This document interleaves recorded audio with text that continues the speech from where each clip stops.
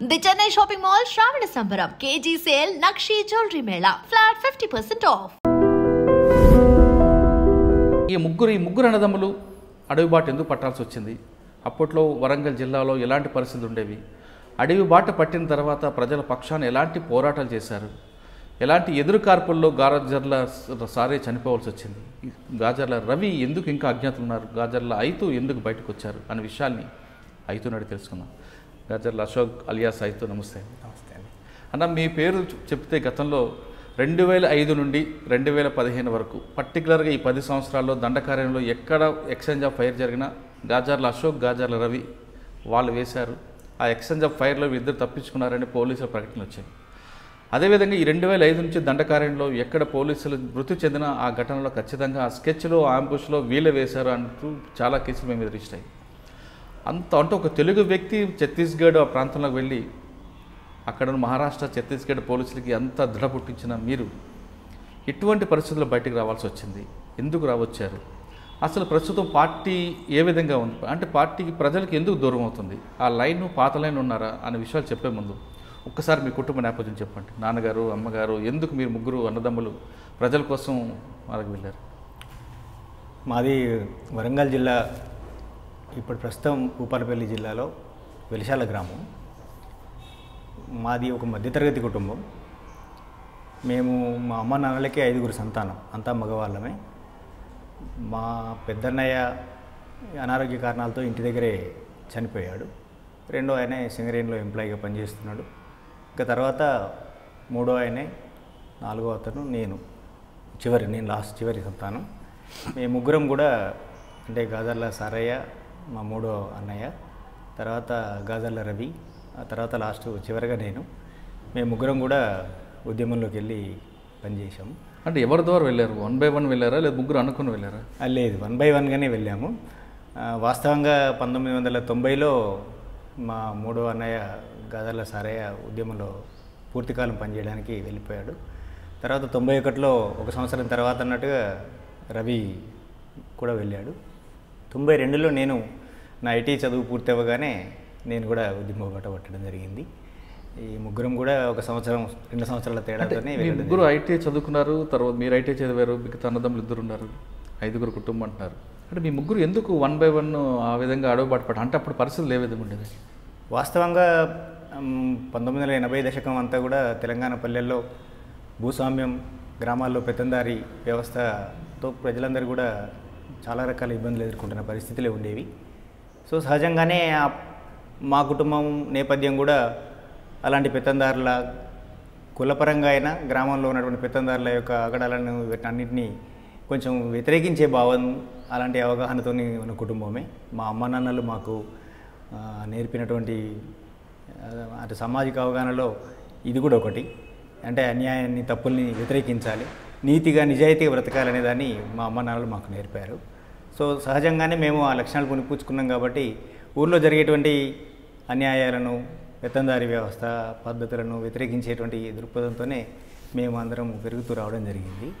So కాబట్టి అప్పుడు ఏమైందంటే గ్రామంలో అప్పుడప్పుడే పీపుల్స్ పవర్ పార్టీకి సంబంధించినటువంటి ఆర్గనైజర్లు గ్రామాల్లోకి రావడం అనేది మొదలైంది 80 దశకంలో. మా ప్రాంతానికి కొంచెం వెనకగానే, అంటే చిట్యాల ప్రాంతానికి, పరకాల నుంచి చిట్యాలకు ఆ ప్రాంతానికి కొంచెం లేటుగానే ఆర్గనైజేషన్ స్టార్ట్ అయింది. 82, 83 ప్రాంతాల నుంచి అక్కడ ఆర్గనైజర్లు రావడం అనేది మొదలైంది. సో అట్లా వచ్చే క్రమంలో, అంటే మొదట వాస్తవంగా వరంగల్లో చదువుతున్నటువంటి క్రమంలోనే మా అన్నయ్యకు ఈ రాడికల్ విద్యార్థి సంఘ రాజకీయాలతో పరిచయం ఏర్పడ్డది. ఆ పరిచయం కాస్త తను చదువు మానేసిన తర్వాత ఊర్లో దాకా ఆర్గనైజర్లతో పరిచయాలు ఏర్పడి గ్రామాల్లోకి రావడం అనేది స్టార్ట్ అయింది. అట్లా మొదలైన పరిచయం క్రమంగా గ్రామాల్లో జరుగుతున్నటువంటి ఈ భూస్వాముల ఆగడాలకు వ్యతిరేకంగా, పెత్తందారుల ఆగడాలకు వ్యతిరేకంగా తను నలుగురిని ఆర్గనైజ్ చేసి గొంతు విప్పడము ఎప్పుడైతే ప్రారంభించిండో వెంటనే పెత్తందారులు, భూస్వాములు అంతా పోలీసు నిర్బంధాన్ని తీసుకొచ్చి గ్రామాల మీద, కుటుంబాల మీద పడి దాడులు చేయడం అనేది ఆ వెంటనే స్టార్ట్ అయింది.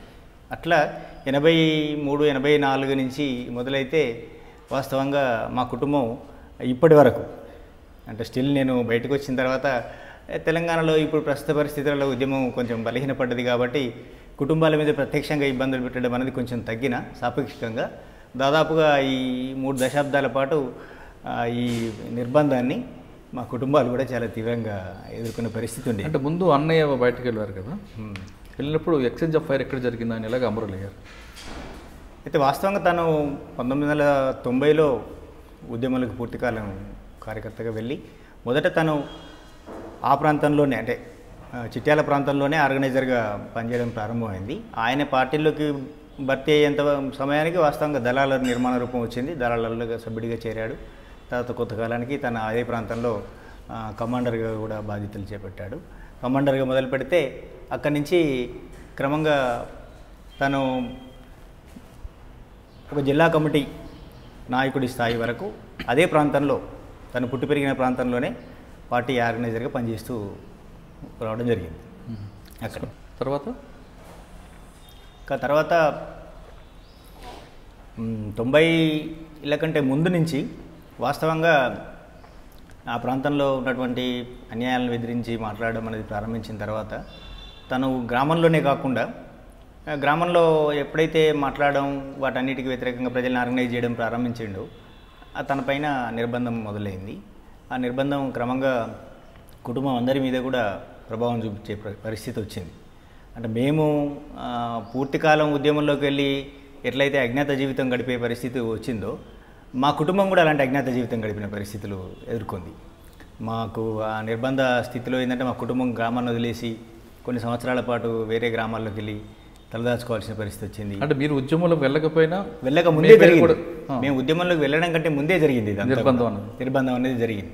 చాలాసార్లు అరెస్టులు చేయడము, పోలీస్ స్టేషన్లలో చిత్రహింసలకు వెళ్ళడము, ఆ తర్వాత జైలుకి వెళ్ళడము, అట్లాగే ఇక అయినప్పటికీ తను ఉద్యమ బాట మానుకుంటలేడు లేదా ఉద్యమంలో సంఘంలో పనిచేయడం మానుకుంటలేడు అనుకున్నప్పుడు ఇంకా ఇంటి మీద కూడా ఆ నిర్బంధ ప్రభావాన్ని పెంచడం అనేది జరిగింది. అట్లా మాకున్న కొద్దిపాటి వ్యవసాయ భూమిలో కూడా మేము పంట వేసుకుంటే కూడా పంటని ఊరు పశువులన్నీ తోలికెళ్ళి పంటను మేపేయడము, అంటే మీకు ఆర్థికంగా ఎదగకుండా ఉండడం కోసం. తర్వాత ఇల్లు కూడా కూల్చేశారు, ఇల్లును కూడా కూల్చివేయడం జరిగింది.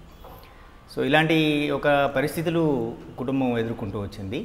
ఇలాంటి నిర్బంధ పరిస్థితులను ఎదుర్కొంటున్న సమయంలోనే తను ఇంకా ఈ నిర్బంధాలను తట్టుకొని ఈ ఇబ్బందులన్నీ పడుతూ ఉండడం కంటే పూర్తికాల ఉద్యమంలోకి వెళ్ళి అక్కడ ప్రాణం ఇవ్వడమే మంచిదనేటువంటి నిర్ణయానికి వచ్చింది. దానికంటే ముందు వాస్తవంగా ఒక 6-7 సంవత్సరాలు దగ్గర 6-7 సంవత్సరాల పాటు ఈ అరెస్టులు చేయడము, టార్చర్ చేయడము, తర్వాత మళ్ళీ వదిలేసి వచ్చిన తర్వాత ఊళ్ళో ఉండి తను పనిచేయడము, ఈ ప్రాసెస్ అంతా కొనసాగింది.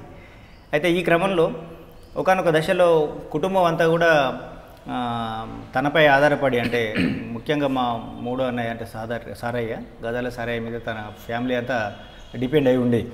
ఎందుకంటే మా పెద్దన్నయ్య కేవలం మేము కులవృత్తి మీద ఆధారపడి బతికేవాళ్ళు. తర్వాత రెండో అన్నయ్యకు సింగరేణి జాబ్ వచ్చింది కాబట్టి తను ఎంప్లాయీగా సింగరేణికి వెళ్ళిపోయాడు. ఇక మిగిలిన వాళ్ళము మిగతా ఫ్యామిలీ అంతా కూడా ఏంటంటే వాస్తవంగా తనను సెంటర్ చేసుకొని కుటుంబం అంతా ఆధారపడి బతికే పరిస్థితి ఉండేది. కాబట్టి తను ఆర్థికంగా మాకు అంతంత మాత్రం చిన్న ఆదాయం ఉన్న కుటుంబమే కాబట్టి తను కులవృత్తి చేసేవాడు, వ్యవసాయం చేసేవాడు. అదే సమయంలో ఉద్యమం కోసం గ్రామంలో ఉన్నటువంటి యూత్ను ప్రజల్ని కూడగడుతూ పనిచేయడం అనేది చేసేవాడు. ఇటు ఒకవైపు ఉద్యమ బాధ్యతలు, రెండో వైపు కుటుంబ బాధ్యతలు, ఈ రెండు కీలకంగానే తన మీద ఉన్న పరిస్థితులు ఉండేవి. అయితే ఒక దశలో ఈ అరెస్టులు, కుటుంబం మీద నిర్బంధము, ఇల్లు కులగొట్టడాలు ఇవన్నీ జరుగుతున్న దశలో కుటుంబం నుంచి వెళ్ళి తన పైన ఉన్న బాధ్యతల దృష్టి ఆలోచించి కొంచెం వెనక్కి తగ్గుదామని కూడా ఒక సమయంలో ఆలోచించుకున్నాడు తను వాస్తవంగా. అప్పుడు ఏం చేశాడంటే, అంటే ఇప్పుడు ఎంతసేపు మనం ఈ నేను మానేసుకొని నా పని చేసుకుంటున్నాను చెప్పినా వినే పరిస్థితులు లేవు కాబట్టి ఆ సమయంలో ఒకసారి 87-88 సంవత్సరంలో అక్కడ ఈ పురపాలక సంఘపు ఎలక్షన్స్ జరిగినాయి. సో తను ఎలక్షన్స్ పార్టిసిపేట్ చేశాడు వరంగల్లో అక్కడ మా ఊరు పక్కన పురపాలక సంఘం, అంటే ఈ సహకార సంఘం ఉంటుంది కదా, పురపాలక సంఘం కాదు, సహకార సంఘ ఎన్నికల్లో పాల్గొంటే ఏం జరుగుతుంది, అక్కడ కూడా సేమ్ అదే జరిగింది. వాస్తవంగా పెత్తందారులైనా భూస్వాములైనా న్యాయంగా నీతిగా ఉండే వాళ్ళని ఎవరిని రాజకీయాల్లో ముందుకెళ్ళడానికి అవకాశం ఇవ్వరు కదా. అనుకున్నట్టుగానే జరిగింది. ఏంటంటే ఆయనకి ఎవరైతే ఓట్లు వేస్తారని అనుకున్నారో వాళ్ళందరి ఓటింగ్ కార్డ్స్ అన్నీ చింపేశారు. ఎలక్షన్ బూత్లో ఉన్నటువంటి వాళ్ళతో కుమ్మక్కయి వాళ్ళు ఏం చేశారంటే పోటీగా నిలబడ్డ వాళ్ళు దొరలు వీళ్ళకు ఎవరు ఓట్లేస్తారో ఓట్లేసే వాళ్ళకు 300 కార్డ్స్ చింపేశారు. ఓటింగ్ లైన్లో నిలబడ్డ ఓటర్లు ఎవరికి లోపలికి వెళ్తే కార్డు లేదు కాబట్టి అంత వాపసు పంపించేశారు. అంత కుట్రపూరితంగా అంటే ఇలాంటి వాళ్ళు రాజకీయాల్లోకి వస్తే ఈ ప్రాంతంలో మన ఆటలు సాగవు, ఇంకా మనకు ఈ అధికారము ఈ దర్పం అంతా దెబ్బతింటుంది అనే దగ్గర నుంచి అంటే చట్టబద్ధంగా నిజంగానే ఇవాళ చెప్తున్న ప్రజాస్వామ్య పద్ధతుల్లో ఎలక్షన్లో పాల్గొని తను ఏదైతే న్యాయం చేయాలి ఈ ప్రాంతంలో ప్రజలకు లేదా ఎంతో మన అందుబాటులో ఉండాలని ఏదైతే అనుకున్నాడో అది కూడా సాగనివ్వలేదు. సో దాంతో తనకు అర్థమైపోయింది ఏంటంటే ఇంకా మనం ఇక్కడ ఉండి ఇప్పుడు ఈ రూపంలో అంటే మనం నిజంగా మనకున్న కొంచెం తెలివితేటల్ని సమాజానికి పంచిపెడదాము ఉపయోగపడదామని అనుకుంటే అట్లా మనం న్యాయంగా హక్కుల కోసం ఉద్యమించిన పోలీసు నిర్బంధం లేదా వాళ్ళని ఆశ్రయించి మన మీద దాడులు చేస్తున్నారు. కొన్ని లీగల్గా ప్రజాస్వామ్య పద్ధతిలో వెళ్ళినా అదే అన్యాయం ఉంది.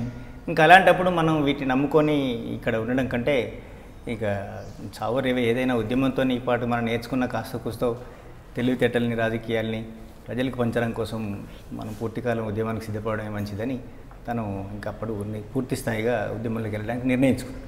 అయితే వాస్తవంగా తన నిర్ణయం చాలా కఠినమైన పరిస్థితి వాస్తవంగా, ఎందుకంటే కుటుంబ బాధ్యతలు తన పైన ఒకవైపు బలంగానే ఉన్నాయి. అప్పటికే తనకు పెళ్ళే 2 కొడుకులు, 2 అబ్బాయిలు పుట్టారు. భార్య తీవ్రమైన అనారోగ్య సమస్యను ఎదుర్కొంటున్నది. అప్పటికి ఆమెకు అంటే నయంగానే ఒక సీరియస్ కీళ్ళ జబ్బులతో తను ఇబ్బంది పడుతున్న పరిస్థితి ఉండేది. సో తన వైద్యం కోసం కూడా చాలా తీవ్రమైన ప్రయత్నాలన్నీ చేసింది. కానీ చివరి దశలో ఆమె చనిపోయింది. పిల్లలిద్దరూ చాలా చిన్నవాళ్ళు, ఒక అబ్బాయి 3 సంవత్సరాలు, ఒక అబ్బాయి సంవత్సరమే తను పుట్టి అంతే. ఆ సమయంలో భార్య కూడా చనిపోయింది. ఇంకా తను ఈ పరిణామాలు అంటే కుటుంబంలో ఎదురవుతున్న తన వ్యక్తిగత జీవితంలో తనకు ఎదురవుతున్నటువంటి ఇబ్బందులు, రెండో వైపు బయట పరిస్థితుల రీత్యా ఎన్ని దెబ్బలు తన్నులు అరెస్టులు ఇవన్నీ జరిగినప్పటికీ మనం అనుకున్న లక్ష్యం వైపు వెళ్ళడానికి ఇక్కడ ఏమి పరిస్థితులు సహకరిస్తలేవని ఆలోచించుకోవడాలు, ఈ అన్నిటి నుంచి తను ఇంకా కుటుంబాన్ని వదిలేసి ఉద్యమంలోకి వెళ్ళిపోవాలని నిర్ణయం తీసుకొని ఉద్యమంలోకి 90ల కాలంలో ఉద్యమంలోకి పూర్తికాలం వెళ్ళిపోయాడు. తను వెళ్ళిపోయేటప్పటికి తనకి 2 పిల్లలు, భార్య లేదు.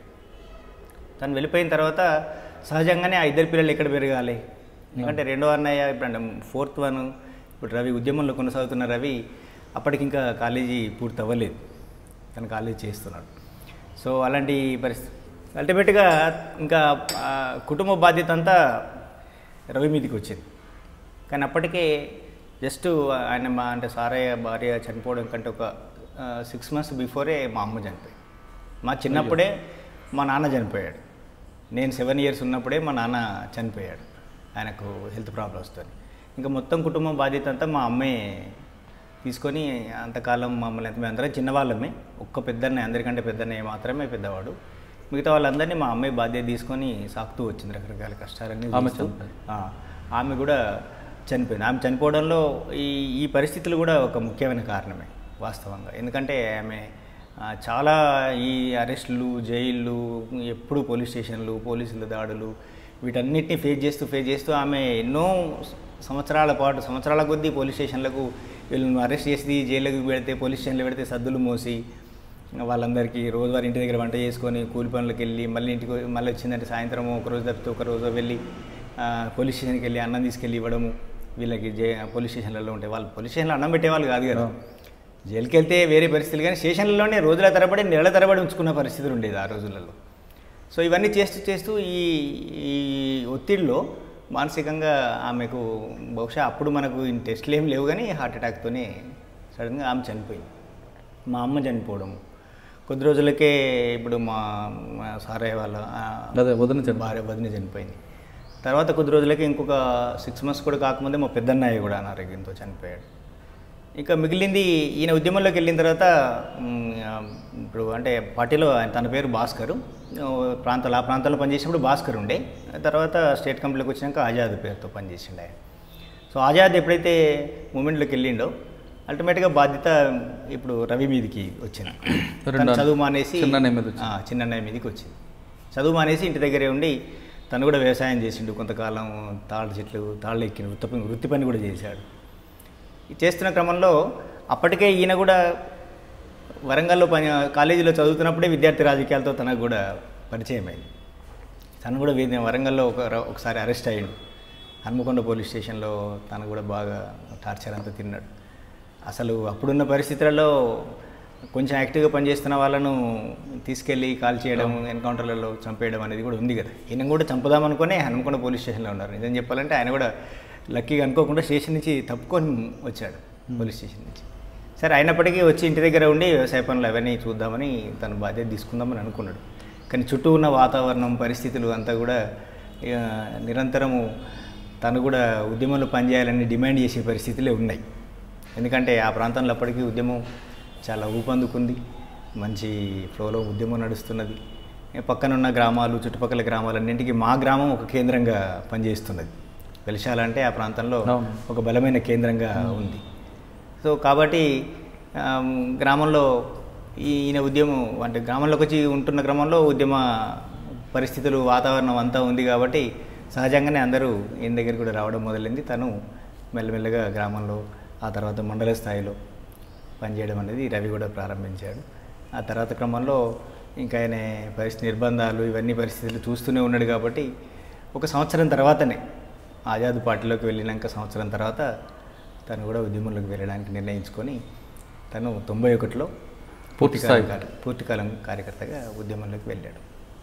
ఇంకా తర్వాత నేను వాస్తవంగా అప్పటికి నాది 1వ తరగతి నుంచి 10వ తరగతి వరకు మా ఊర్లోనే హై స్కూల్లోనే విద్యాభ్యాసం పూర్తి చేశాను.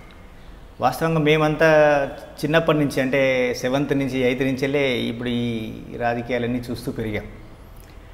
మా స్కూల్లో కూడా వాస్తవంగా స్టూడెంట్ యూనియన్ ఉండే. వెలిశాల గ్రామంలో స్కూల్ అంటే ఆర్ఎస్సీ విద్యార్థులతోనే బలంగా ఉన్నటువంటి స్టూడెంట్ యూనియన్ ఉండే. సో మేము కూడా విద్యార్థి రాజకీయాల్లో గ్రామ స్థాయి నుంచి వెళ్ళే వాటిని వింటూ చూస్తూ పెరిగాము. అయితే ఈ క్రమంలో ఏం జరిగిందంటే సహజంగానే పెద్దన్నయ్య ఆ రాజకీయాల్లో ఉన్నాడు, రెండవ అన్నయ్య కూడా అదే రాజకీయాలతో పనిచేస్తున్నాడు. ఊరంతా కూడా మా ఊర్లో ప్రతి కుటుంబము ఒక విప్లవ కమిటీ లాగా పనిచేస్తున్న కుటుంబాలుగానే మా ఊరంతా కూడా ఉండే. కాబట్టి మేము చిన్నప్పుడు బాలల సంఘం, ఆ తర్వాత విద్యార్థి సంఘంలో పనిచేయడం. అక్కడి నుంచి 87లో అనుకుంటే ఒకసారి మా ఊర్లో ఒక అంటే పెత్తందారిని పార్టీ చంపేసింది 87లో. చంపేసిన తర్వాత ఊరు మీద పోలీసులు దాడులు చేశారు, చాలామందిని అరెస్ట్ చేసి తీసుకెళ్లారు. దాంట్లో భాగంగా స్కూల్లో ఉన్నప్పుడు నన్ను కూడా అరెస్ట్ చేసి తీసుకెళ్లారు. నేను అప్పటికి జస్ట్ 8th చదువుతున్నాను, అంతే 8వ తరగతిలోనే మేము ఉన్నాను. స్కూల్కే వచ్చి అరెస్ట్ చేసి తీసుకెళ్ళారు. నన్ను కూడా ఒక 3 రోజులు పోలీస్ స్టేషన్లో, అప్పుడు అక్కడ మొగలపల్లి పోలీస్ స్టేషన్ ఉండేది. మొగలపల్లి పోలీస్ స్టేషన్కి దగ్గరలో అవుట్ పోస్ట్ ఒకటి పెట్టారు టేకుమట్లలో. ఇప్పుడు టేకుమట్ల మండలం అయింది ప్రస్తుతం. టేకుమట్లలో ఒక అవుట్ పోస్ట్ ఉండేది, పోలీస్ అవుట్ పోస్ట్. అక్కడ తీసుకెళ్ళి నన్ను కూడా 3 రోజులు లాకప్లో ఉంచి టార్చర్ చేశారు. నువ్వు వచ్చినప్పుడు పోయినప్పుడు దళానికి సహకరిస్తున్నావు, వాళ్ళకు అన్ని రకాల అంటే కమ్యూనికేషన్కి అంతా నువ్వు పనిచేస్తున్నావు, ఎవరెవరు వస్తారు, ఎవరు పోతారు చెప్పు అనుకోండి. మీ కుటుంబం కూడా అదే దాంట్లో పనిచేసి అప్పటికి ఇంకా ఎవరి పార్టీలోకి వెళ్ళలేదు, కానీ నన్ను అరెస్ట్ చేసి టార్చర్ చేశారు అప్పటికి. సో దీటన్నిటి నుంచి ఏంటంటే ఇంకా మా అందరిలో కూడా అవే భావాలు, అంటే విప్లవ భావాలు ఇంకా పెరుగుతూ పోయినాయి. అంటే సహజంగా ఒకరో ఇద్దరు పాల్గొంటే మిగతా వాళ్ళం సైలెంట్గా ఉండేవాళ్ళం మేము. కానీ నిర్బంధ పరిస్థితులు కూడా, ఆ రోజుల్లో ఉన్న నిర్బంధ పరిస్థితులు కూడా ఏంటంటే మీరు ఉద్యమంలోకి అనివార్యంగా నెట్టేటువంటి పరిస్థితులు కూడా ఉంటాయి. అదే మీకు అన్యాయంగా తీసుకెళ్ళి అరెస్ట్ చేసినప్పుడు మనిషిలో ఒక కసివ ఏర్పడుతూ ఉంటుంది. ఆ పరిస్థితి ఉండేది. ఇంకా ఆ తర్వాత మేము ఆయన వెళ్ళిపోయిన తర్వాత 90లో మన ఆజాద్ వెళ్ళిపోయాడు. ఆజాద్ అదే ప్రాంతంలో ఆర్గనైజర్గా పనిచేయడం ప్రారంభించాడు. ఆ తర్వాత 91లో ఇప్పుడు గణేష్ ఉద్యమంలోకి వెళ్ళిన తర్వాత గణేష్ తను వెళ్ళడమే ఏటునాగరం ప్రాంతానికి పార్టీ పంపించింది. 91లో తను ఏటునాగరం ప్రాంతానికి వెళ్తే ఏటునాగరం ప్రాంతంలోనే దాదాపుగా ఆయన ఒక 15-20 సంవత్సరాలు ఆ ప్రాంతంలోనే ఉండి పనిచేశాడు. ఇంకా తర్వాత నేను అక్కడ 10th క్లాస్ పూర్తి చేసుకొని వరంగల్లో గవర్నమెంట్ ఐటీఐలో నేను టెట్ తీసుకొని చదువుతున్నా కానీ ఇద్దరు మూమెంట్లోకి వెళ్ళిన తర్వాత నేను కొంచెం బ్యాలెన్స్ చేసుకుందామని అనుకున్నా. వాస్తవంగా పూర్తికాలంగా వెళ్ళాలని అప్పటికి నిర్ణయం తీసుకోలేదు. ఎందుకంటే అప్పటికి ఆజాద్ పిల్లలు ఇద్దరు చిన్నపిల్లలే. ఒక అబ్బాయి, పెద్ద అబ్బాయి వరంగల్లో నేనే నా దగ్గరే నా రూమ్లోనే ఉంచుకొని తను నర్సరీలో జాయిన్ చేయించాను. నా దగ్గరే 2 years నా దగ్గరే ఉండి చదువుకుంటున్నాడు తను. చిన్న అబ్బాయి మాత్రం మా ఇప్పుడు సింగరేణిలో జాబ్ చేస్తున్న అన్నయ్య దగ్గర ఉండిపోయాడు. సో అలాంటి పరిస్థితుల్లో పిల్లలు కూడా ఉన్నారు. రెండోది ఇద్దరు పోయారు ఇప్పటికీ ఉద్యమంలోకి. నేను కూడా వెళ్తే కుటుంబం మీద మరింత భారం పెరుగుతుంది అనే ఒక మీమాంసంలోనే ఉంది వాస్తవంగా. నేను పూర్తికాలం వెళ్ళాలని ఇంకప్పటికే నిర్ణయించుకోవాలి. కానీ నేను ఐటీఐలో చదువుతున్న సమయంలో ఐటీఐకి వచ్చి కూడా పోలీసులు ఎంక్వైరీ చేయడము, అరెస్ట్ చేయడానికి ప్రయత్నం చేయడం, నన్ను ఎగ్జామే రాయనివ్వని పరిస్థితి నెలకొంది. ఎగ్జామ్ కంటే ముందు నన్ను అరెస్ట్ చేయడానికి ప్రయత్నం చేశారు.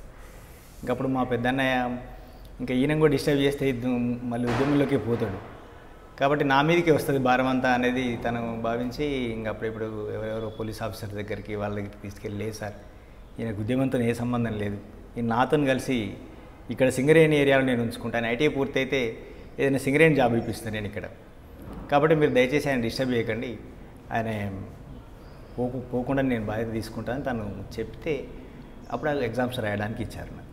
ఇంక ఎగ్జామ్స్ పూర్తయిన తర్వాత నేను వాస్తవంగా వెళ్ళి సింగరేణిలో మంచిర్యాలలో అన్నయ్య దగ్గరే ఒక 6 నెలల దాకా ఉన్నాను పిల్లలతో కలిసి. వాస్తవంగా అప్పుడు జాబ్ ప్రయత్నాలు అవన్నీ కూడా చేశాను. కానీ అక్కడ కూడా పరిస్థితి ఏమైందంటే అప్పుడు ఆ ప్రాంతంలో 90ల ప్రాంతంలో సింగరేణి ప్రాంతంలో కూడా పెద్ద ఎత్తున ఈ సింగరేణి కార్మిక సమాఖ్య కార్యక్రమాలు కూడా కార్యకలాపాలు పెద్ద ఎత్తున జరుగుతున్నాయి. సికాస కార్యకలాపాలు. ఈ సికాస కార్యకలాపాల కారణంగా ఇంకా మా కుటుంబం అంతా ఈ నేపథ్యం ఉన్న కుటుంబం కాబట్టి మాకు అక్కడ కూడా వాళ్ళతో సంబంధాలు ఉంటాయని అక్కడ కూడా అన్నయ్య ఇంటి మీదకి పోలీసులు రావడం, ఇబ్బంది చేయడం అనేది రెగ్యులర్గా కొనసాగింది. మీరు సికాస అంటే మీరు గోదావరికని వెళ్ళి అక్కడ అన్నయ్య దగ్గర పనిచేస్తున్న టైంలో కూడా అప్పుడు వేధింపులు స్టార్ట్ అయ్యా? అవును, అక్కడ అంటే ఇద్దరు అన్నయ్యలు అప్పటికి ఉద్యమంలో పనిచేస్తున్నారు కాబట్టి ఇంకా అక్కడ కుటుంబం మీద ఆ వేధింపులు అనేది కొనసాగినాయి. అంటే తను సింగరేణిలో నిజంగా ఎంప్లాయీగా పనిచేసుకుంటున్నాడు, పిల్లల్ని ఆయనకు 3 పిల్లలు, ఆయన పిల్లలకు తోడు ఆజాద్ పిల్లల్ని కూడా వాస్తవంగా ఆయనే సాకుతున్నాడు. ఇలాంటి పరిస్థితుల్లో నేను అక్కడ నిజంగానే తోడుగా ఉందామనే నిర్ణయించుకున్న పరిస్థితి. ఎందుకంటే ఇద్దరు అప్పటికే ఉద్యమంలోకి వెళ్ళారు. వాస్తవంగా అందరికంటే పెద్దన్నయ్య కూడా అనారోగ్యంతో చనిపోయాడు, ఆయనకు ఒక అబ్బాయి ఉన్నాడు. ఆ వదినే కుటుంబ బాధ్యత తర్వాత అన్నయ్య ఇట్లాగ సింగరేణిలో ఎంప్లాయీ చేస్తుండే కాబట్టి ఉందామనే ఆలోచనతోనే ఉండే. కానీ అక్కడ కూడా ఆ ప్రాంతంలో అప్పటికి సికాస కార్యక్రమాలు ఉధృతంగానే ఉన్నాయి కాబట్టి ఇంకా అక్కడ సంబంధాలు కూడా ఉన్నాయనే దాంతో కుటుంబాన్ని అక్కడ కూడా పోలీసులు ఇబ్బంది పెట్టడం అనేది స్టార్ట్ అయింది. సో ఇవన్నీ మొత్తంగా ఏంటంటే అప్పటికి అంటే పోలీసుల అవగాహన కూడా ఏంటంటే ఇవన్నీ ఒత్తిడి చేయడం ద్వారా వీళ్ళు వెనక్కి తగ్గుతారు అని. ఈ ఒత్తిడి చేయడం అనేది ఎక్కడి వరకు కొనసాగిందనంటే అసలు ఆజాద్ పిల్లల్ని ఇప్పుడు మా సింగరేణిలో జాబ్ చేసే అన్నయ్య సమ్మయ్య ఆయన దగ్గర ఉంచొద్దు, నువ్వు ఇక్కడ ఉంచినట్లయితే వాడు ఆరాంగా ఉద్యమంలో పనిచేస్తూ ఉంటాడు, వాడికి ఏమవుతుంది, నువ్వు పిల్లల్ని ఇక్కడి నుంచి పంపించేసి ఎక్కడికైనా నువ్వు వదిలేసేయి అని ప్రెజర్ చేయడం అనేది స్టార్ట్ అయింది. నేను అక్కడ ఉన్నప్పుడు ప్రధానంగా వచ్చిన ప్రెజర్ అదే, ఆ పిల్లల్ని మీరు ఇక్కడి నుంచి పంపించేసేయాలి. ఎక్కడికి పంపిస్తామంటే సహజంగానే వాళ్ళ అమ్మమ్మ వాళ్ళ ఇంటి దగ్గర కొద్ది రోజులు ఉంచుదామని పిల్లల్ని పంపిస్తే అది ఆ ఊరు కూడా మా ఏరియాలోనే వస్తుంది. గుడిపాడు అనే విలేజ్ ఉంటుంది మొగుళ్ళపల్లి పక్కన, మొగుళ్ళపల్లి పోలీస్ స్టేషన్ పరిధిలో వస్తుంది. ఆ పిల్లలు అక్కడ ఉన్నందుకు మొగుళ్ళపల్లి నుంచి పోలీసులు వెళ్ళి ఆ ఇంట్లో ఉన్న వాళ్ళ తాతని అంటే పిల్లల తాతని బయటికి పిలిచి ఇంటి ముందట ఇసుక ఉంటే ఆ ఇసుక తీసి ఆ ముసలాయన నెత్తిలో పోసి చెప్పుతో నెత్తి మీద కొట్టారు. ఈ పిల్లల్ని నువ్వు ఇక్కడ ఉంచుకోవద్దు, వదిలే, మీరు వదిలేస్తే కదరా వాడు పిల్లలననే బాధ్యతతో ఇంటికి వచ్చేస్తాడు. సో ఎక్కడ బంధువులు పిల్లల్ని ఉంచుకునే పరిస్థితి లేదు. ఆజాద్ గారు భార్య అప్పుడు ఎక్కడ చనిపోయేది, అది ఆమె కూడా చనిపోయారు, ఆమె ముందే చనిపోయేది. ఓహో, అనారోగ్యం. అవునవును, ఆయన ఉద్యమంలోకి వెళ్ళడం కంటే ఒక 6 months 6 నెలల కంటే ముందే చనిపోయింది, ఆమె అనారోగ్య సమస్యలతో చనిపోయింది. సో తర్వాత ఇలాంటి ఒక వాతావరణం ఉండే, కుటుంబాలు, బంధువులు, ఫ్రెండ్స్ అనుకునే వాళ్ళు కూడా, ఎంత సన్నిహితంగా ఉన్న ఫ్రెండ్స్ కూడా ఆనాటి నిర్బంధ కాల పరిస్థితులలో ధైర్యం చేసి పిల్లల్ని కనీసం మా వెంట ఉంచుకుంటామని ధైర్యం చేసే పరిస్థితులు లేవు, అనవసరంగా లేని ఇబ్బందులు తెచ్చుకుంటాం. సో అల్టిమేట్గా పిల్లలు మళ్ళీ తిరిగి ఇప్పుడు మిగిలి ఉన్నది మేమే కాబట్టి అక్కడ మా దగ్గరికి వచ్చాం. ఈ వాతావరణం, ఈ పరిస్థితులన్నీ చూస్తూ ఉంటే అప్పటికి వాస్తవంగా గ్రామాల నుంచి వెళ్ళి పెద్ద ఎత్తున యువకుల్ని తీసుకెళ్ళి అరెస్టులు చేయడము, టార్చర్ చేయడంతో పాటుగా ఈ బూటకమైన కొంటలు కాల్చేయడాలు పెద్ద ఎత్తున జరుగుతున్నాయి. ఏ గ్రామాలలో యాక్టివ్గా పనిచేస్తున్న కార్యకర్తలందరినీ కూడా తీసుకెళ్ళి చంపడాలని 90ల కాలం అంతా నిజంగా ఒక బీభత్సమైన వాతావరణం ఉంది ఈ గ్రామాలలో పరిస్థితులు. సో ఇలాంటి పరిస్థితుల్లో ఇంకా నేను పునరాలోచనలో పడ్డా. ఇంకా ఎప్పటికైనా ఈ ఇబ్బందులు ఇవన్నీ పడుతూ నేను కూడా ఇదంతా ఫేస్ చేయాల్సిన పరిస్థితి వస్తుంది. దానికంటే ఇంకా వాళ్ళు ఎంచుకున్న మార్గం తప్పైతే కాదు కదా. వాళ్ళైతే ఏమీ వ్యక్తిగత స్వార్థం కోసమో ఆస్తులు సంపాదించుకోవడం కోసమో అయితే పోవట్లేదు. కుటుంబాలని, పిల్లల్ని, రక్త బంధువులు అందరినీ త్యాగం చేసి ఒక మంచి చేయాలనే ఉద్దేశంతోనే పోతున్నారు. మేము నిజంగా కూడా మా కుటుంబం ఎక్కడ ఎవరికి వ్యతిరేకంగా ఏనాడు లేము. ఊర్లో కూడా ఒక మంచి కుటుంబంగానే మాకు పేరుంది. మా నాన్న చిన్నప్పుడే చనిపోయినా మా అమ్మ మమ్మల్ని మంచి ఆలోచనలతోని ఒక మంచి అవగాహనతో పెంచింది. మాకు ఆ కమిట్మెంట్ ఉంది. అంటే ఈ నేపథ్యంలో అటు వెళ్దామని నిర్ణయం తీసుకున్నాను. ఇంకా ఈ నేపథ్యంలో నేను కూడా ఉద్యమంలోకి వెళ్ళడమే పరిష్కారం అన్నది నిర్ణయించుకున్నా. నేను కూడా 92లో నా ఐటీ పూర్తయింది. మరి పిల్లలందరూ ఎక్కడ ఉన్నారు? పిల్లలందరూ అన్నయ్య దగ్గరే ఉన్నారు. ఆయనకు 3 పిల్లలు, తర్వాత ఈ 2 పిల్లలు, ఈ 5 పిల్లల్ని ఇంకా ఆయనే. కానీ ఉద్యమంలోకి వెళ్ళడానికి మీకు అక్కడ 2 అన్నయ్యలు ఉన్నారు. పెద్దన్నయ్య, చిన్నన్నయ్య ఇద్దరు ఆల్రెడీ ఉద్యమంలో ఉన్నారు. అప్పుడున్న పోలీసుల నిర్బంధాన్ని తట్టుకోలేక మీరు కూడా నిర్ణయం తీసుకున్నారు. కానీ మీకు తక్కినపల్లి వాసుదేవరావు అలియా శాసన్న అలియా శాసనతో పరిచయం ఉన్నది. అవును. నా మొట్టమొదటి నేను పార్టీలో భర్తీ అయిన తర్వాత నా మొదటి ఆర్గనైజర్ ఆయననే. ఎందుకంటే నన్ను పార్టీలోకి భర్తీ చేసిన తర్వాత నన్ను వరంగల్ సిటీలో పనిచేయడానికి పంపించారు. వరంగల్ సిటీలో నేను మొట్టమొదట వెళ్ళింది ఆశన్న దగ్గరికి. ఆశన్నకు ఆశన్న అప్పటికి ఆర్గనైజర్గా పనిచేస్తున్నాడు. ఆయనకు తోడుగా 1+1 అని సిస్టమ్ ఉండేది అప్పుడు. అట్లా ఆయనకు తోడుగా పనిచేయడం కోసం నన్ను అక్కడికే పంపించారు. ఫస్ట్ నా మొట్టమొదటి పార్టీలో ఆర్గనైజరు, గురువు, రాజకీయ గురువు ఆయనే నాకు. సో ఆయనతోనే కలిసి పనిచేశాను. ఒక 3 సంవత్సరాలు వరంగల్ సిటీలో పనిచేయడం జరిగింది. అంటే 3 సంవత్సరాలు ఆషన్ గారు శిష్యరంగా తీసుకున్నారు. ఆషన్ గారు యాక్షన్ ఏ విధంగా చేస్తుంటారు? ఎందుకంటే ఆయన చేసిన అలిపిరి కానీ ఏ ప్లాన్ ఒక యాక్షన్ వేశారంటే ఖచ్చితంగా అది సక్సెస్ అయ్యేది అప్పట్లో. వాస్తవంగా ఆయనకు గురువు వరంగల్లో ఇంతకుముందు సెంట్రల్ ఆర్గనైజర్గా పనిచేసి పార్టీలో పనిచేస్తూ అసలు చనిపోయిన తాత అనే ఆర్గనైజర్ ఉంది. ఆయనే వరంగల్ సిటీలో ఒక ముఖ్యమైన పార్టీ ఆర్గనైజరు. ఆయనే ఇలాంటి యాక్షన్స్ చేయడంలో చాలా పేరున్న ఆర్గనైజర్. ఎందుకంటే సిటీలో అప్పటికి వరంగల్ సిటీలో పెద్ద ఎత్తున ఈ స్ట్రీట్ గుండాలు, రౌడీలు, వీళ్ళందరి అరాచకాలు చాలా ఎక్కువ ఉండేది. వాళ్ళ మీద యాక్షన్స్ చేయడం కానీ, తర్వాత పోలీసులు దాడుల కోసం ప్రయత్నం చేసినప్పుడు వాళ్ళ మీద యాక్షన్స్ చేయడంలో ఆయనే బాగా పేరైన నాయకుడిగా ఉండేది. ఆయన శిష్యరికంలో ఈయన ఆశన్న పనిచేయడం జరిగింది. సో సహజంగానే ఆయనకు ఆ లక్షణాలు వచ్చినాయి ఉద్యమంలో. ఆయన ఒక పనిని అప్పగిస్తే ఆ పనిని పూర్తి చేయడం కోసం అహోరాత్రులు శ్రమించి పూర్తి చేయడానికి నిరంతరం శ్రమించేటువంటి ఒక కఠోరమైన ఓరియంటేషన్ ఉన్నటువంటి నాయకుడు ఆశన్న. అట్లా ఆయనే పట్టుదలగా మనకు అప్పగించిన ఏ పనినైనా సరే నిద్ర తిండిని మానుకునైనా పనిచేస్తాడు. కాబట్టి ఆ కమిట్మెంట్ ఆయన అట్లా. ఆ విధంగా ఆశన్న గారి సమక్షంలో మీరు 3 సంవత్సరాలు వరంగల్లో పనిచేశారు. అంటే 3 సంవత్సరాల్లో ఎలాంటి యాక్షన్ చేశారు? అంటే పట్టణంలో ఉన్నప్పుడు పెద్దగా యాక్షన్స్ వైపు నేను వెళ్ళలేదు. ఎందుకంటే తనకు కేవలం ఒక సపోర్ట్ పర్సన్గా నేను ఉండడం జరిగింది. ఆయన ప్రాంతం అంతా ప్రధానంగా ఆయన కాజీపేట సెంటర్గా ఆర్గనైజర్గా పనిచేశాడు. కాజీపేట హన్మకొండ పట్టణంలో కొంత భాగం. ఇంకా ఆయనను ఒక 2-3 సంవత్సరాల తర్వాత అక్కడి నుంచి పోలీసు నిర్బంధం ఎక్కువైంది కాబట్టి ఇక్కడ ఉంటే నష్టపోతారన్న దగ్గర నుంచి తనని తీసి గ్రామీణ ప్రాంతానికి, అన్నసాగర్ అనే ప్రాంతానికి బదిలీ చేసింది పార్టీ. ఇంకా ఆయన స్థానంలో నేను బాధ్యత తీసుకోవడం జరిగింది. మళ్ళీ ఆ కాజీపేట చుట్టుపక్కల సబర్బన్ గ్రామాలు అక్కడంతా యూత్ని ఆర్గనైజ్ చేయడానికి, కార్మికులను కలవడానికి, రైతులను కలవడానికి నాకు. అంటే ఆశన్న గారి స్థానంలో మీరు భర్తీ చేశారు. మీరు వచ్చిన తర్వాత వరంగల్, కాజీపేట ఆ ప్రాంతంలో ఉద్యమానికి ఎలాంటి పట్టు తీసుకొచ్చారు? అంటే అప్పుడు చాలామంది ఆర్గనైజర్లు ఉన్నారు.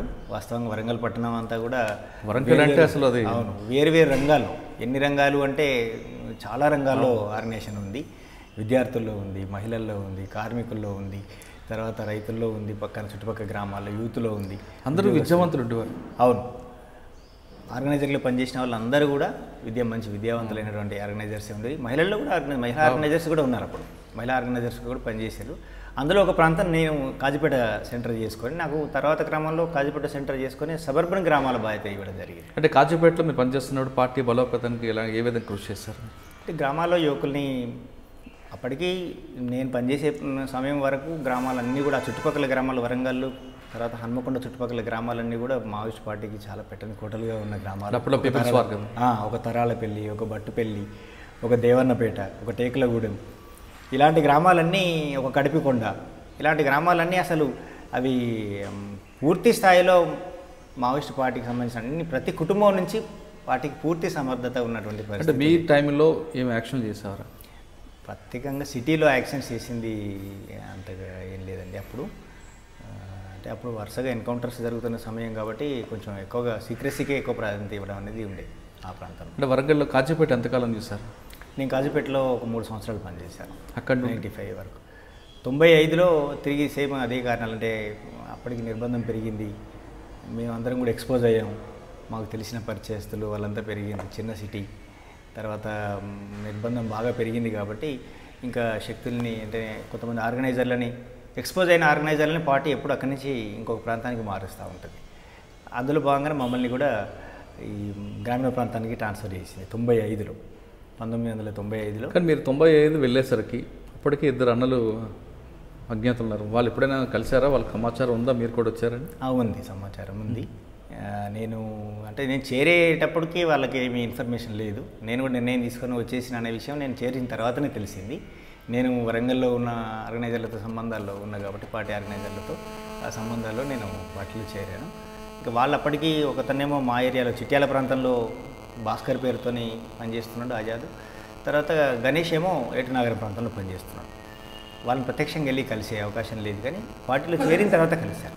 వరంగల్లో గ్రామీణ ప్రాంతంలో ఉన్నప్పుడు, గ్రామీణ ప్రాంతంలో ఉన్నప్పుడు నేను సిటీ నుంచి వెళ్ళి, అంటే నేను కొరియర్గా కూడా పార్టీ వాడుకుంది కాబట్టి నేను గ్రామీణ ప్రాంతాల్లో ఉన్నటువంటి ధరలకు సిటీ నుంచి సమాచారం లేదా రాష్ట్ర కమిటీ నుంచి, జిల్లా కమిటీ నుంచి వచ్చే సమాచారాన్ని చేరవేయడం, వాటి నుంచి వెళ్ళి ఇన్ఫర్మేషన్ చేంజ్ చేయడం అనేది చేసేది. సిటీలో 2 వర్క్స్ ఉన్నాయి నాకు, ఆర్గనైజేషన్ వర్క్తో పాటుగా కొరియరింగ్ వర్క్ కూడా చేయడం జరిగింది. అట్లా మా గ్రామీణ ప్రాంతాల్లో దళాలన్నింటినీ, అంటే చిట్యాలలో అయితే ఈ భాస్కర్ దళాన్ని, పరకాల్లో అయితే రామకృష్ణ దళాన్ని, నర్సంపేటలో సోమన్న దళాన్ని, ఇటువైపు వస్తే పాలకుర్తి జనగామ ప్రాంతాల్లోకి వస్తే ఇటు బాలన్న దళాన్ని. మీరు కొరియర్గా ఉన్నప్పుడు పోలీసు నిర్బంధం ఎదుర్కోలేదా?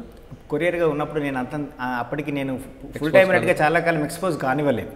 నేను ఇంటి దగ్గర నుంచి వచ్చినప్పుడు స్టడీస్ కోసం వెళ్ళినట్టుగానే చెప్పుకొని రావడం జరిగింది. కుటుంబం కూడా దాన్ని అంతగా ఎక్స్పోజ్ చేయలేదు, వాళ్ళకు కూడా అసలు అర్థం కాలేదు, చెప్పకుండానే వచ్చాను వాస్తవంగా. ఇంటి దగ్గర నుంచి వచ్చేటప్పటికి ఏంటంటే, నేను 6 నెలలు ఎక్కడైతే మంచిర్యాలలో ఉన్నానో ఆ 6 నెలల పాటు నేను ఒక మారుతి అంటే టీవీఎస్ షోరూంలో ఒక మెకానిక్గా చేరి నేను ప్రాక్టీస్ అంటే పనిచేయడం స్టార్ట్ చేశాను. ఇంకా అక్కడికి అటు వెళ్తున్నా అని చెప్పి అటు నుంచి అటే ట్రైన్ ఎక్కేసి వచ్చేసాను. కాబట్టి కుటుంబానికి కూడా ఐడియా లేదు. నేను వరంగల్లో ఉన్నప్పుడు ఎక్కడ ఉండేవారు మరి షెల్టర్ తీసుకోవడం? వరంగల్లో సిటీలో చాలామంది పార్టీ సానుభూతి పరులు ఉండేది. సిటీలో సీక్రెట్గా ఎవరికి తెలియకుండా చాలా కుటుంబాలు సహకరించేటివి కాబట్టి వాళ్ళు ఇళ్ళకి వెళ్ళి పడుకునేది. లేదంటే సబర్బన్ గ్రామాల్లో కూడా, ఊర్లో అయితే అన్నీ పూర్తిగా ఇప్పుడు ఇట్లా గ్రామీణ ప్రాంతాల్లో పార్టీ దళాలు తిరిగినాయో అలాంటి పరిస్థితి ఉండేది చుట్టుపక్కల గ్రామాలు. ఒకవేళ ఏదైనా పరిస్థితుల్లో సిటీలో పోలీసుల పెట్రోలింగ్ బాగా ఎక్కువ ఉంది, మనం సిటీలో ఉండలేమనుకున్నప్పుడు బయటికి వెళ్ళిపోతే దాని పక్కనే అనుకుని గ్రామాలు కాబట్టి అన్నీ ఏ గ్రామంలోకి వెళ్ళినా మమ్మల్ని అక్కడి చేసుకునే పరిస్థితి. అక్కడి నుండి ఎక్కడికి వచ్చారు? 95 వరకు ఆ ప్రాంతంలో పనిచేసిన తర్వాత 95లో పార్టీ పాలకుర్తి దళానికి నన్ను మార్చింది. అక్కడే జనగామ ఏరియాలో పాలకుర్తి దళానికి. నేను పాలకుర్తి దళానికి వచ్చేసరికి శ్రీమన్నారాయణ దాని కమాండర్గా ఉన్నాడు. శ్రీమన్నారాయణ అలియాస్ మురళి అని. ఆయన అప్పుడు 1990లో జరిగిన రైతుకూలి మహాసభలకు పెద్ద ఎత్తున నాయకత్వం వహించి రైతుకూలి రాష్ట్ర కమిటీ కార్యదర్శిగా పనిచేసిన ఆర్గనైజరు ఆయన. మా ప్రాంతానికి అక్కడ పాలకుర్తి దళానికి కమాండర్గా పనిచేస్తున్నాడు. ఆయనకంటే ముందు నాగన్న అని ఆ ప్రాంతంలో కమాండర్గా పనిచేసి ఉండే, ఆయన ఎన్కౌంటర్లో చనిపోయిన తర్వాత ఆ ఏరియా బాధ్యతలు ఆయనకి ఇచ్చారు. సో నేను ఆయన దళంలో సభ్యుడిగా చేరడం జరిగింది 95లో. పాలకుర్తిలో ఉన్నప్పుడు పార్టీ పట్టిస్తూ ఉంటే అప్పటికే మావోయిస్ట్ పార్టీ, అందుకే పీపుల్స్ వార్ పార్టీ ప్రజల్లో బలంగా ఉండేది. ఇంకా మీరు వెళ్ళిన తర్వాత, పదవి చేపట్టిన తర్వాత అక్కడ ఎలాంటి కార్యక్రమాలు ఉంటాయి? నేను పాలకుర్తి మీరు చెప్తున్నారు గతం నుంచి కూడా పెత్తందార పోకడలు, ఈ భూస్వామ్య వ్యవస్థ ఉండేది. పాలకుర్తిలో కూడా అప్పుడులో ఆ విధంగా ఉండేది చాలా పెద్ద ఎత్తున అండి. ఎందుకంటే పాలకుర్తి ఏరియాలో చాలా గ్రామాల్లో భూస్వాముల భూముల్ని పార్టీ ఆక్రమించింది. మనకు పాత తొలితరపు అమరవీరుడు అని చెప్పే దొడ్డికొమరయ్య ప్రాంతం అది. దొడ్డికొమరయ్య ఏదైతే ఈ ఊర్లో, మన కడవెండి ఊర్లో పుట్టిన దొడ్డికొమరయ్య ఎక్కడైతే అమరుడైందో ఆ ప్రాంతం పాలకుర్తి దళం పరిధిలోనే వస్తుంది. కాబట్టి విష్ణూరు భూస్వాములు ఆ చుట్టుపక్కల చాలా గ్రామాలు, గూడూరులో కానీ ఇంకా మిగతా చుట్టుపక్కల గ్రామాలు కానీ చాలా పెద్ద పెద్ద భూస్వాములు, 100 ఎకరాల భూములు కలిగిన భూస్వాములు ఉండేవాళ్ళు. వాళ్ళ చేతుల్లో భూములతో పాటుగా గ్రామాల మీద వాళ్ళదే ఆధిపత్యం రాజకీయంగా సామాజికంగా ఉండేది. అప్పటికే ఉద్యమం ఆ ప్రాంతంలో చాలామంది భూస్వాముల భూముల్ని ఆక్రమించింది, పేద ప్రజలకు పంచింది. తర్వాత గ్రామాల్లో సంఘాలు పటిష్టమైన బలపడ్డాయి. వాళ్ళు సామాజికంగా చేసే పెత్తనాన్ని కూడా, పెత్తందారుల పెత్తనాలనైనా వీటిని ఎదుర్కొంటూ సంఘాలు బలపడ్డాయి అప్పటికి. అంటే పాలకుర్తిలో పదవి చేపట్టిన తర్వాత మీరు అంటున్నారు అప్పటికే భూస్వామ్య వ్యవస్థ అనేది బాగా పాతుకుంది. ఆ నిర్మూలనలో మీరు ఏమైనా యాక్షన్ చేశారా? యాక్షన్స్ కంటే కూడా నేను పాలకుర్తి ధరలో నేను జాయిన్ అవ్వడంతోనే కొద్ది రోజుల్లోనే చాలా చాలా తీవ్రమైన నష్టాలు ఎదుర్కొన్నది అక్కడ పార్టీ వాస్తవంగా. ఎందుకంటే 95లో నేను జనవరి ఫిబ్రవరికి అట్లా దళంలో చేరాను. నేను చేరిన 2 నెలలకే అనుకోకుండా ఒక గ్రైనేడ్ దళంలో పేలి ఒక దుర్ఘటన జరిగి, ఆ దుర్ఘటనలో అక్కడ ఒక 2 వెంటనే చనిపోయారు దళ సభ్యులు.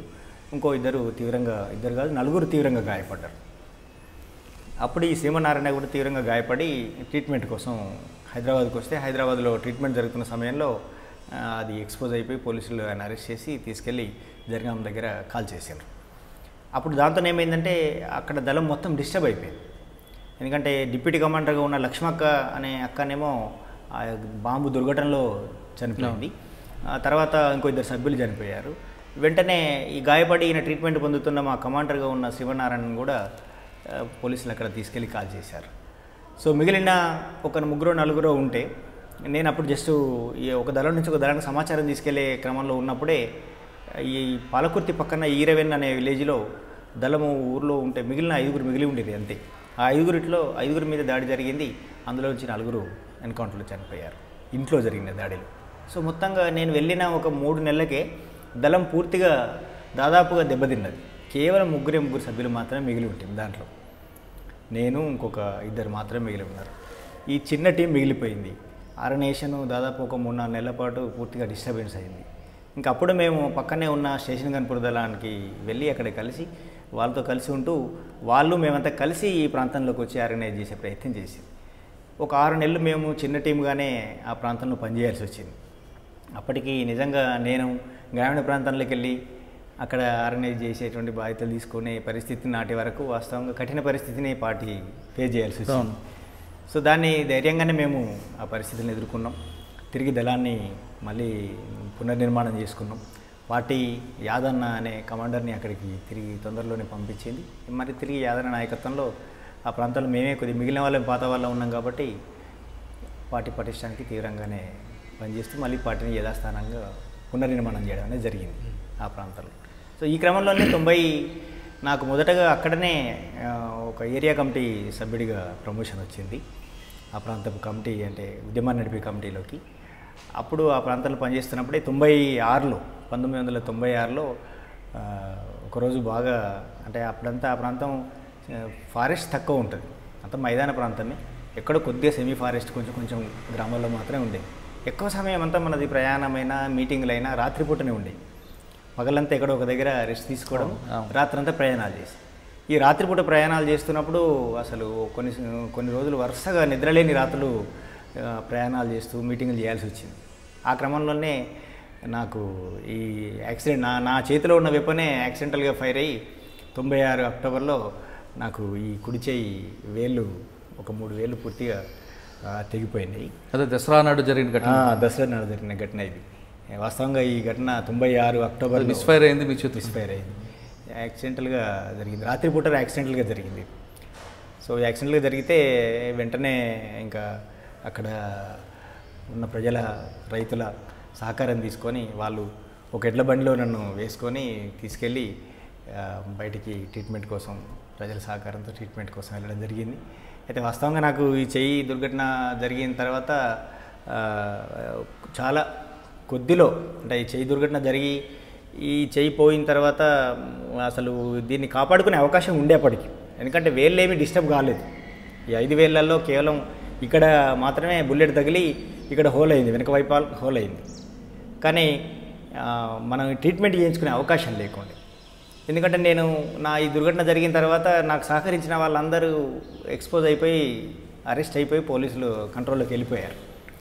దాంతో నేను ఎట్లా ప్రయాణం చేసిన రూట్ అంతా దాదాపుగా పోలీసులకు తెలిసిపోయింది. అప్పుడు నేను ఎక్కడైతే ట్రీట్మెంట్ తీసుకుంటున్నా అని వాళ్ళకి అంచనా ఉందో అక్కడ దాకా పోలీసులు రావడం మొదలైంది. సో ఆ పరిస్థితుల్లో మనకు ట్రీట్మెంట్ పూర్తి స్థాయిలో దీని ట్రీట్మెంట్ కొనసాగించే అవకాశం లేక, అంటే వేళ్ళన్నీ బాగానే ఉన్నప్పటికీ దీన్ని ఆపరేషన్ చేస్తే ఎక్కువ సమయం బట్టి హాస్పిటల్లో కానీ బయట కానీ గడపడం కష్టంగా ఉన్న పరిస్థితుల్లో అప్పుడు ఆపరేషన్లు ఇవి తీసేయించుకొని నిర్ణయం చేశాం. ఈ 3 వేళ్ళు అట్లా కట్ చేయించేసాం పూర్తిగా. ఈ పూర్తిగా ఈ 3,000ని కట్ చేయించేసి ఇంకెంత ఉంటే అంతనే ఉండనివ్వండి, మిగతాదంతా తీసేయండి. ఇదంతా మళ్ళీ అతకడం కోసం ఇదంత పెద్ద ఆపరేషన్ చేసి 3-4 నెలల సమయం తీసుకుంటుంది అనేది డాక్టర్లు చెప్పారు. ఈ 3-4 నెలలు స్పెండ్ చేసే పరిస్థితులు లేవు. ఆ సమయంలో కూడా దొరికితే తీసుకెళ్ళి ఎన్కౌంటర్ చేసే పరిస్థితే ఉంది కాబట్టి ఇంకా చెయ్యి పూర్తిగా తీసేయడానికి నిర్ణయం తీసుకొని తీసేయించుకోవడం జరిగింది. చాలా గొప్ప విషయం. పార్టీ బలోపేతం చేయడానికి కోసం మీరు ఇంకా పోతే చేతులు పోయిందని చెప్పి మీరు సాహసం చేశారు. చాలా గొప్ప విషయం. దాని తర్వాత మీరు ఎక్కడికి వెళ్ళారు? దీని తర్వాత ఇది 96లో జరిగిన తర్వాత వాస్తవంగా జనరల్గా అయితే మనం చిన్న ఆపరేషన్లు జరిగితేనే బయట ఎక్కడో 1-2 నెలలు రెస్ట్ తీసుకోవడం అనేది కామన్గా జరుగుతుంది. కానీ నాకు ఆ అవకాశం కూడా దొరకలేదు వాస్తవంగా. ఎందుకంటే నా ప్రయాణం అంతా పోలీసులకు ఎక్స్పోజ్ అయిపోవడం, నేను ట్రీట్మెంట్ తీసుకున్న దగ్గర కూడా దాడి జరగడం ఇవన్నీ జరిగినాయి. కాబట్టి ఈ పరిస్థితుల్లో నేను ఆపరేషన్ చేయించుకున్న 3వ రోజే తిరిగి మళ్ళీ దళంలోకి వెళ్ళిపోవాల్సి వచ్చింది. దీన్ని ఇట్లా బ్యాండేజ్ కట్టేసుకొని వెళ్ళినాం. దళంలోకి వెళ్ళిన తర్వాత ఇంకా సేఫ్టీ ఎక్కడ అంటే అక్కడే అని అనుకున్నాం. ఒకవేళ చనిపోతే కూడా ఫీల్డ్లో చనిపోవాల్సిందే తప్ప ఈ చేతుల్లో దొరికి చనిపోవడం ఇదంతా జరగద్దు అనేది బలంగా కాన్సెప్ట్ ఉండేది. కాబట్టి ఇంకా అక్కడికి వెళ్ళిపోయి ఇది ఇట్లే కట్టేసుకొని రోజు దళంతో రెగ్యులర్ కార్యాచరణలో పాల్గొనడం అనేది జరిగేది. నేను ఇది కట్టేసుకొని ఈ ట్రీట్మెంట్ నడుస్తున్న క్రమంలో దాదాపు ఒక 3 నెలల ట్రీట్మెంట్ క్రమంలో 4-5 సార్లు మా మీద పోలీస్ ఫైరింగ్స్ కూడా జరిగినాయి. అట్లనే పట్టుకొని రిట్రీట్ అవుతూ పరిగెత్తుతూ బ్లీడింగ్ అవ్వడం ఇవంతా చాలా కష్టపూరితమైన వాతావరణం. కానీ ఒక్కసారి ఉద్యమంలో చేరి ఆ కాన్సెప్ట్ తీసుకున్న తర్వాత ఎంత కష్టానైనా ధైర్యంగా ఎదుర్కొనే పరిస్థితి ఉండేది. కాబట్టి ఇంకా అట్లా కంటిన్యూ ఒక 6 నెలల దాకా దగ్గర ఒక 6 నెలల పాటు ఇంకా మేమే అంటే కుట్లు కూడా మేమే లోపల ఇప్పేసుకున్నాం. మాకేం పెద్దగా జ్ఞానం లేదు వాస్తవంగా మెడికల్గా. అయినప్పటికీ బయటికి వెళ్తే జరిగే ప్రమాదం రీత్యా అరెస్ట్ అయ్యే అవకాశం ఉంది, ఎన్కౌంటర్ అయ్యే అవకాశం ఉంది. కాబట్టి లోపల ట్రీట్మెంట్ మేమే చేసుకున్నాం. ఒక 6 months తర్వాత నేను అక్కడ నుంచి తిరిగి నన్ను పార్టీ ఈ ప్రాంతం నుంచి మళ్ళీ భూపాలపల్లికి ఆర్గనైజర్గా బదిలీ చేసి. అంటే మీకు ఈ ఘటన జరిగిన తర్వాత పార్టీ మిమ్మల్ని యాక్సెప్ట్ చేసిందా లేదంటే వెనక్కి వెళ్ళమని చెప్పి? లేదు యాక్సెప్ట్ చేయకుండా వెనక్కి వెళ్ళమని ఏమని లేదు. పార్టీ ఎందుకంటే అసలు మీకు ఫైరింగ్ కానీ అవకాశం లేదు. వాస్తవంగా అప్పటికి నేను ఫైరింగ్ చేయగలుగుతాననే నమ్మకం నాకు కూడా లేకుండే. కానీ నాకు మనసులో బలంగా ఏముండాలంటే నేను ఖచ్చితంగా అంటే గ్రామాల్లో ప్రజల మధ్యలోనే పనిచేయాలి, ఆర్గనైజింగ్ ఫీల్డ్లోనే పనిచేయాలని నాకు బలంగా ఉండే. కానీ మనసులో ఎక్కడో ఒక దగ్గర నాకు చేయి పనిచేయదు. కాబట్టి పార్టీ ఏమైనా వేరే విభాగాల్లోకి మారుస్తుందేమో, వేరే పార్టీకి ఉన్న వేరే రంగాలు కూడా ఉన్నాయి కదా, వేరే రంగాల్లోకి మారిస్తే నేను టెక్నికల్ రంగంలో పనిచేయాల్సి వస్తుందేమో. టెక్నికల్ రంగంలో పనిచేయడం కంటే నేను అంటే మన గ్రామీణ ప్రాంతంలో ఆర్గనైజింగ్ ఫీల్డ్లో పనిచేయడం అనేది నాకు బాగా ఇంట్రెస్ట్ ఉన్న విషయం. సో అదే విషయాన్ని నేను పార్టీకి చెప్తే ముందైతే నువ్వు కోలుకోవడం పూర్తయిన తర్వాత ఆలోచిద్దామని చెప్పింది. తర్వాత ఒక క్రమంలో పార్టీ ఆలోచించింది తనకు ఇంకా కష్టమే అని. కానీ నేను దాన్ని అధిగమించడం కోసం రోజువారీగా నా ప్రాక్టీస్ని బాగా పెంచాను. నాకు నొప్పితో ఉండగానే రకరకాల వెపన్స్ తీసుకొని ప్రాక్టీస్ చేయడము, నేను చేయగలుగుతున్నా లేదని కాన్ఫిడెన్స్ పెంచుకునే ప్రయత్నం చేయడము, అవన్నీ చేస్తూ ఇదంతా ఎవరి ఆధ్వర్యంలో? నేను అప్పటికి ఇది జరిగినప్పటికీ యాదన్న ఉన్నాడు, వరంగల్ జిల్లా కార్యదర్శి. మీకు గాయమైన తర్వాత కూడా శిక్షణ ఇచ్చేది యాదన్న గారేనా? లేదు గాయమైన తర్వాత నేను రెగ్యులర్గా తిరిగే దళాలతో పాటుగానే తిరుగుతున్నాను. రెగ్యులర్గా తిరిగే దళాలు ప్రత్యేకంగా నాకేమీ రక్షణ కోసం కానీ శిక్షణ ఎవరు ఇచ్చారంటారా? నేను సొంతంగా వెపన్స్ తీసుకొని నేర్చుకోవడం జరిగింది. అంటే గాయమైనా చేయగలమా లేదా అనేది నా సొంతంగా నేను అంటే మిగతా సభ్యుల దగ్గర ఉంటాయి కదండి, ఆ వెపన్స్ అన్నీ తీసుకుని రకరకాల వెపన్స్ పట్టుకొని ప్రయత్నం చేయడం జరిగింది. సో నాకు కొంచెం కాన్ఫిడెన్స్ లెవెల్స్ పెరిగినాయి. అదే సమయంలో 96 చివరిలో ఒక మిలిటరీ శిక్షణ ఉండే, అది నర్సంపేట ప్రాంతంలో అడవిలో జరిగింది. ఆ మిలిటరీ శిక్షణకు విద్యార్థిగా నన్ను సెలెక్ట్ చేయలే, ఎందుకంటే నేను గాయపడిన. నేను కొట్లాడి నాకు ఖచ్చితంగా నాకు మిలిటరీ శిక్షణలో అవకాశాలు సరే నేను హ్యాండ్స్తో చేసే ఎక్సర్సైజ్లు ఏమైనా ఉంటే చేయను కావచ్చు, కానీ కనీసం నేను శిక్షణలో క్లాసులో కూర్చోవడం ద్వారా నాకు ఆ జ్ఞానం పెంపొందుతుంది. కాబట్టి అని నేను కొట్లాడి మరీ విద్యార్థిగా తీర్మానం చేయించుకొని మరీ ఆ శిక్షణకు వెళ్ళడం జరిగింది. అప్పుడు ఆ తర్వాత నిజంగానే నేను అందులో మ్యాక్సిమం ప్రయత్నం చేశాను. మిలిటరీ శిక్షణలో కూడా 4 రోజుల పాటు జరిగిన శిక్షణలో నాకు దాంతో కాన్ఫిడెన్స్ లెవెల్స్ పెరిగినాయి. సో పార్టీ కూడా తను చేయగలుగుతానని అంత కాన్ఫిడెన్స్గా ఉన్నప్పుడు మనం ఇంకొక రంగానికి మార్చడం కంటే తను ఇక్కడ ఇంట్రెస్ట్ ఉన్న రంగంలో కొనసాగించడం వల్లనే మనకు ఫలితాలు ఎక్కువ ఉంటాయని పార్టీ భావించి నాకు ఆ బాధ్యత ఇచ్చింది. ఓకే, అక్కడి నుంచి ఎక్కడ వెళ్ళారు? నాకు 96లో ఇది పూర్తయినాక 97లో 1 సంవత్సరం పాటు నన్ను ఇక్కడి నుంచి భూపాలపల్లి ప్రాంతానికి పార్టీ బదిలీ చేసింది. భూపాలపల్లి ప్రాంతంలో భూపాలపల్లి నా ఒక LOS కమాండర్గా అక్కడ బాధ్యతలు నిర్వహించమని పంపింది. అప్పటికి అక్కడ పనిచేస్తున్నటువంటి లోకల్లో పనిచేసేటువంటి వాళ్ళంతా కొంతమంది ఎన్కౌంటర్లో చనిపోయారు. కాబట్టి అక్కడ లోకల్గా ఉన్న ఈ ప్రాంతం మీద పట్టుండి తెలిసిన వాళ్ళు రావడం ద్వారా ఉపయోగం ఉంటుందని పంపించాను. ఎందుకంటే అప్పటికే మా పెద్దన్నయ్య భాస్కర్ అక్కడి నుంచి ట్రాన్స్ఫర్ అయ్యి వెళ్ళిపోయాడు. తన ఆ ప్రాంతం నుంచి బదిలీ చేసి 96లో ఉత్తర తెలంగాణలో ఏర్పాటు చేసినటువంటి మొట్టమొదటి మిలిటరీ ప్లాటూన్కి కమాండర్గా తనని పార్టీ అక్కడి నుంచి బదిలీ చేసింది. సో ఆ ప్రాంతంలో ఇంకా వేరే పనిచేస్తున్న ఆర్గనైజర్లు ముందు నుంచి పనిచేస్తున్న వాళ్ళు ఉన్నారు. వాళ్ళకి తోడుగా నన్ను కూడా పనిచేయమని అక్కడికి పంపింది. 1 సంవత్సర కాలమే నేను భూపాలపల్లిలో పనిచేశాను. సంవత్సరం తర్వాత ఏం జరిగిందంటే అప్పటికి స్టేషన్ గన్పూర్ ప్రాంతంలో మా గురువు అని చెప్పిన ఆశన్న ఇన్ఛార్జిగా ఉన్నాడు. తనని పార్టీ వేరే మిలిటరీ అవసరాల కోసమని బాధ్యతల రీత్యా తన అక్కడి నుంచి బదిలీ చేస్తున్నాడు. తన అక్కడి నుంచి బదిలీ చేస్తున్న సమయంలో మరి అక్కడ ఆ ప్రాంతం తెలిసి అవగాహన ఉన్న వాళ్ళు ఖచ్చితంగా ఎవరో ఒకరు ఉండాలి అని ఆలోచించి తిరిగి సంవత్సర కాలంలోనే నన్ను సంవత్సరం కూడా పూర్తి అవ్వకుండానే మళ్ళీ స్టేషన్ గన్పూర్ ప్రాంతానికి పార్టీ తీసుకొచ్చింది. ఆశన్న స్థానంలో మొదట కాజీపేటలో చేసినట్టుగానే ఆ తర్వాత అంటే గురుసార్లు శిష్యుడు వచ్చారు. అవును, అలాగే జరిగింది అనుకోండి. అట్లా తిరిగి నేను 98లో మళ్ళీ ఈ స్టేషన్ గన్పూర్ ప్రాంతానికి రావడం జరిగింది. ఇంకా తర్వాత స్టేషన్ గన్పూర్, పాలకుర్తి, జనగామ, చేర్యాల అప్పుడేమైనా యాక్షన్ చేశారా? ఈ 4 ప్రాంతాల్లో చేసాము. యాక్షన్ అంటే దానికంటే ముందే అంటే మేము పాలకుర్తి ప్రాంతంలో ఉన్నప్పుడే ఒక యాక్షన్ జరిగిందండి. ఇక్కడ అంటే చేర్యాల మండలంలో ఆకునూరు అనే ఒక గ్రామం ఉంది. ఆకునూరు అనే గ్రామం దగ్గర ఏం జరిగిందంటే అంటే ఆయుధాలు గుంజుకోవడం కోసం పోలీసుల నుంచి ఆయుధాలు గుంజుకోవాలని ఒక ప్లాన్ ఉంది. అప్పుడు కడారి రాములని మాకు ఆ ప్రాంతంలో జిల్లా కమిటీ నాయకుడు ఉంది. ఆయన నాయకత్వంలో మేము ఒక టీమ్గా ఏర్పడి పోలీసులు చిన్న టీంలో ఎక్కడైనా పోలీసులు కనిపిస్తే మనం ఆయుధాలు గుంజుకునే యాక్షన్ చేయాలి అనేది అప్పటికి ప్రయత్నం. ఎందుకంటే ఎన్కౌంటర్లలో చాలా ఆయుధాలు పోయినాయి, వాటి నుంచి వేరే దగ్గర నుంచి వచ్చే పరిస్థితులు లేవు. కాబట్టి ఎక్కడే ఆయుధాలు అక్కడే సమకూర్చుకోవాలి అనేది పార్టీ గైడెన్స్ ఉంది. దానికోసమే ఆయుధాల ప్రయత్నాల్లో భాగంగా ఆకునూరు అనే గ్రామంలో ఒక చిన్న టీము, పోలీస్ టీము 10వ తరగతి పరీక్షల కోసము ప్రొటెక్షన్గా అక్కడికి పోవడం చేస్తూ ఉన్నది. అయితే మేము ముందే ఏమనుకున్నామంటే ఎగ్జామ్స్ అన్నీ పూర్తయిన తర్వాత చేయాలి. అంటే ఒక్కరోజు ఎగ్జామ్ అని కాదు, పూర్తి ఎగ్జామ్స్ అన్నీ పూర్తయి అందరు పిల్లలంతా డిస్టర్బెన్స్ ఉండొద్దు, విడిగా వాళ్ళు బయట ఉన్నప్పుడు చేయాలని నిర్ణయించుకోవడం జరిగింది. అప్పుడు ఆయన నాయకత్వంలో ఒక చిన్న టీమ్గా ఏర్పడి మేము అక్కడ డే టైమే మిట్ట మధ్యాహ్నమే ఆకునూరు అనే గ్రామంలో ఆ ఊరి బస్ స్టాప్ ఉండే సెంటర్లో ఎగ్జామ్స్ పూర్తయినాయి, పిల్లలందరూ వెళ్ళిపోయారు. ఒక 5 పోలీసులు వెపన్స్ తీసుకొని రకరకాల వెపన్స్ 303 SLR లాంటివి పట్టుకొని ఉన్నారు. ఇంకా మేము అంటే ప్రత్యక్ష మమ్మల్ని ఎవరు అక్కడ గుర్తుపట్టే వాళ్ళు లేరు. అంటే మా ముఖాలను చూసి గుర్తుపట్టారు. మేము ఎందుకంటే పాలకుర్తి ప్రాంతం, స్టేషన్ గన్పూర్ ప్రాంతం వాళ్ళం కాబట్టి మమ్మల్ని ప్రత్యక్ష ముఖాలు గుర్తుపట్టే వాళ్ళు లేరు. కాబట్టి డే టైంలో ఈవినింగ్ టైం సాయంత్రం 5 గంటల సమయంలో మేము సివిల్ డ్రెస్లలోనే మామూలుగా చిన్న చిన్న సంచుల్లో వెపన్స్ పెట్టుకొని పోయి అక్నూరు బస్టాండ్లో జనం అందరిలో కలిసి నిలబడి ఉన్నాం. ఆ తర్వాత ఏమైందంటే పోలీసులు వచ్చి టీ తాగడం కోసం పక్కన టీ హోటల్ ఉండే, ఒక చిన్న హోటల్, టీ హోటల్లో వెళ్ళి కూర్చున్నారు.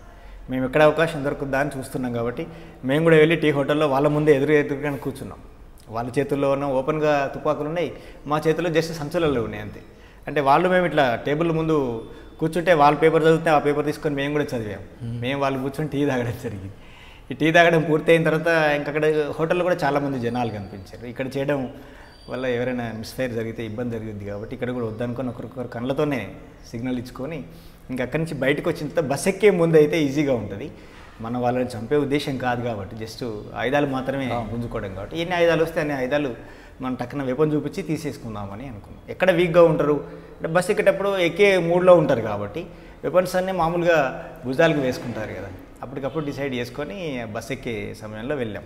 ప్రయాణికులు కూడా అప్పటికి అక్కడి వరకే వస్తుంది బస్సు, అక్కడి నుంచి రిటర్న్ అయ్యింది అన్నమాట. ప్రయాణికులు కూడా అక్కడి నుంచి అందరు దిగినరు. 1-2 ప్రయాణికులు ఎక్కడానికి సిద్ధంగా ఉన్నారు.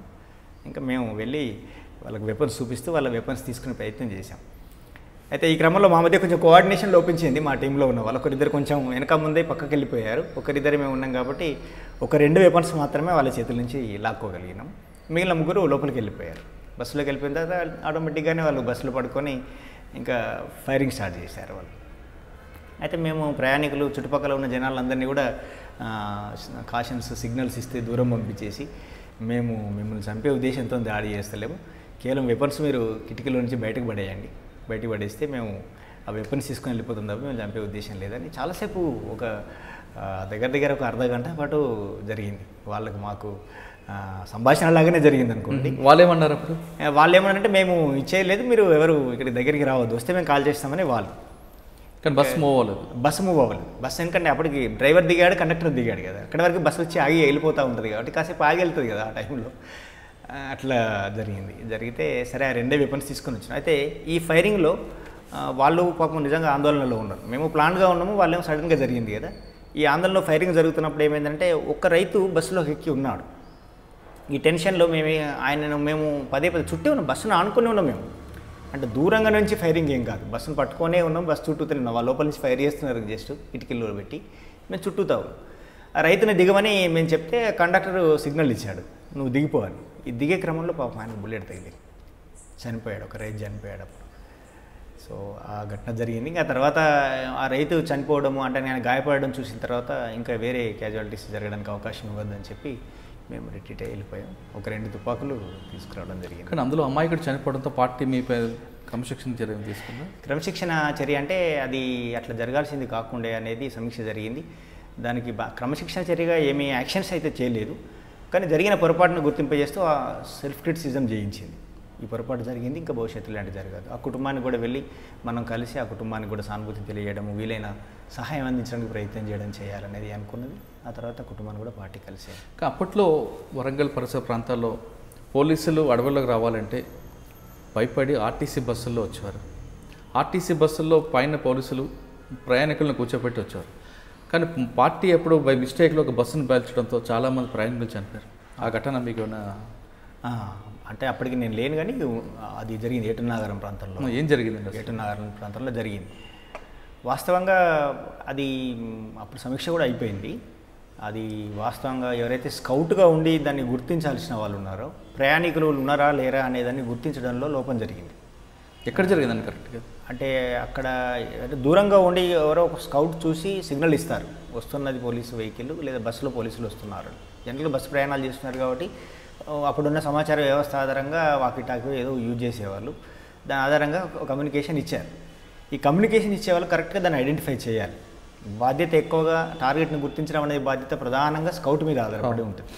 స్కౌట్ సరిగ్గా వ్యవహరించకపోయినట్లయితే అక్కడ అంటే యాక్షన్ ఆపరేట్ చేసే వాళ్ళు సీక్రెట్గానే ఉండి దాక్కొని ఉండే చేస్తారు కదా టార్గెట్ని గుర్తించి. అయితే స్కౌట్ గుర్తించడం లోపం జరిగింది.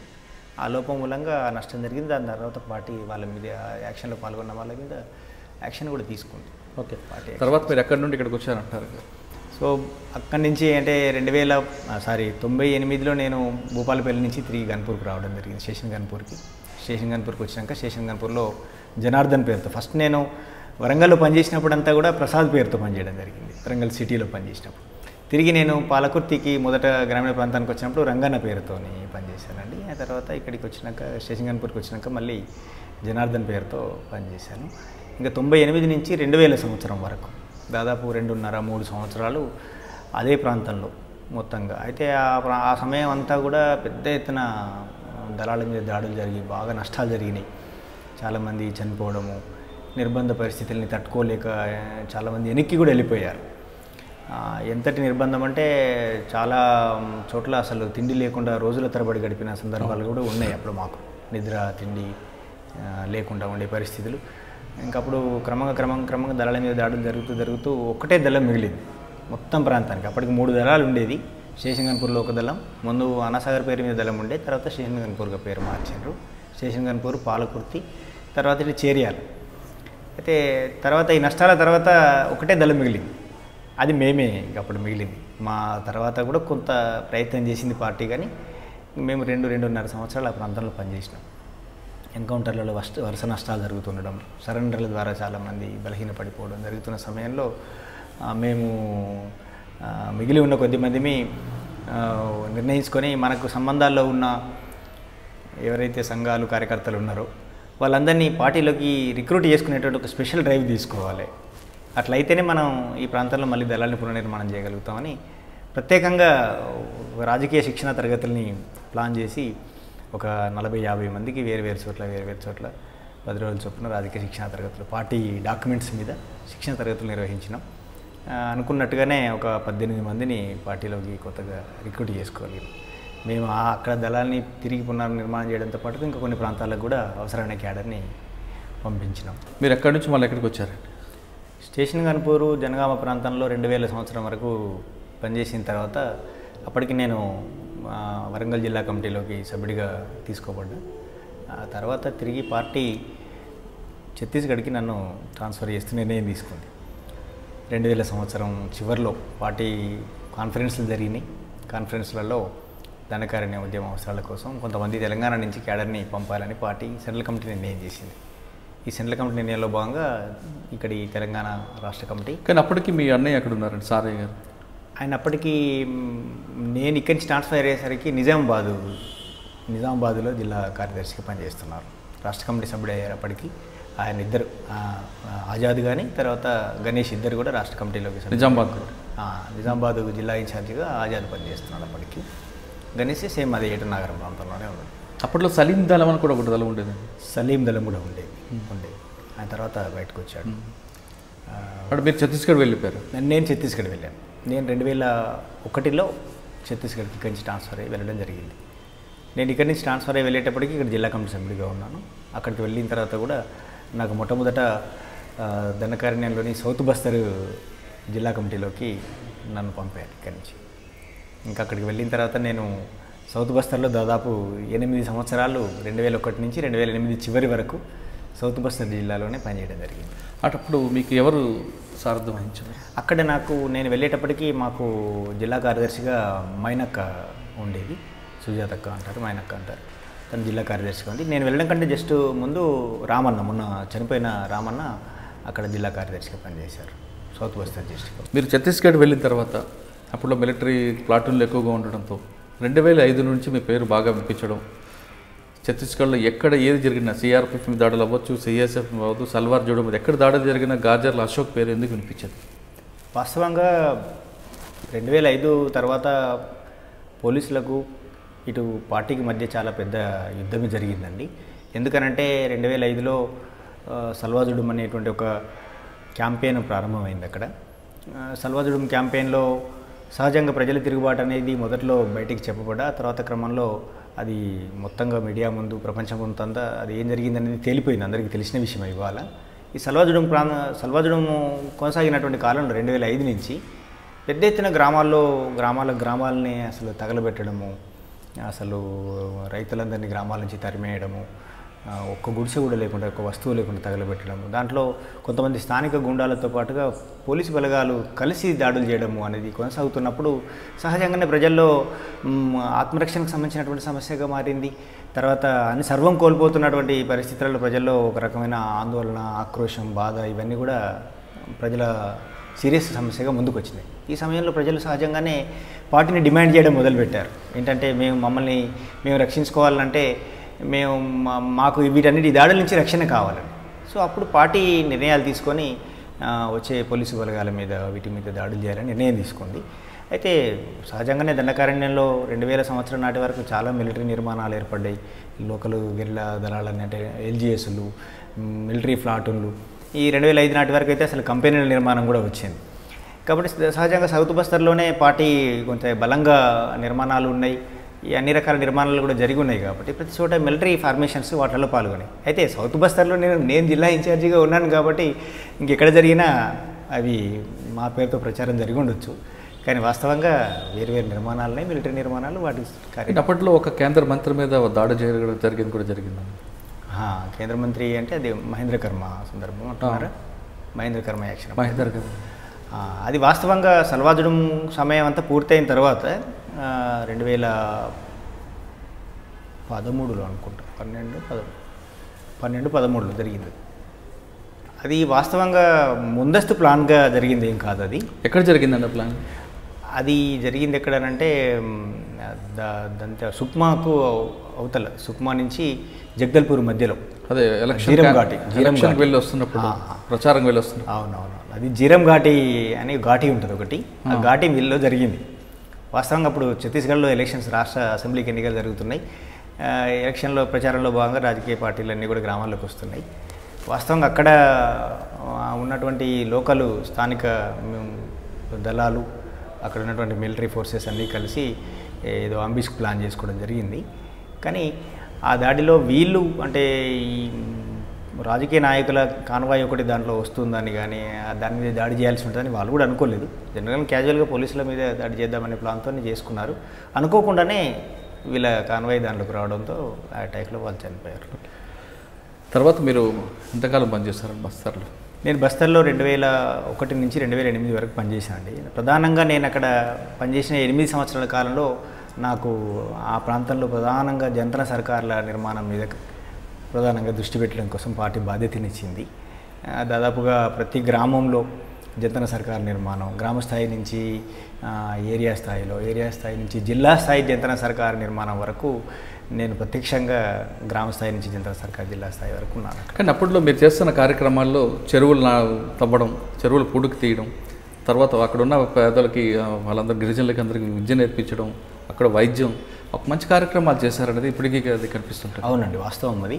ఎందుకంటే అవి చాలా చిన్న గ్రామాలు, చాలా చిన్న చిన్న గూడాలుగా ఉంటాయి. 20 ఇండ్లు 30 ఇండ్లు, కొన్ని చోట్ల అయితే 10 ఇండ్లతోనే ఒక చిన్న గ్రామం ఉంటుంది. చాలా చిన్న చిన్న గ్రామాలు. ఈ చిన్న గ్రామాలను కలిపి ఒక గ్రామ పంచాయతీ ప్రభుత్వ యంత్రాంగం ఎలాగూ లేదు.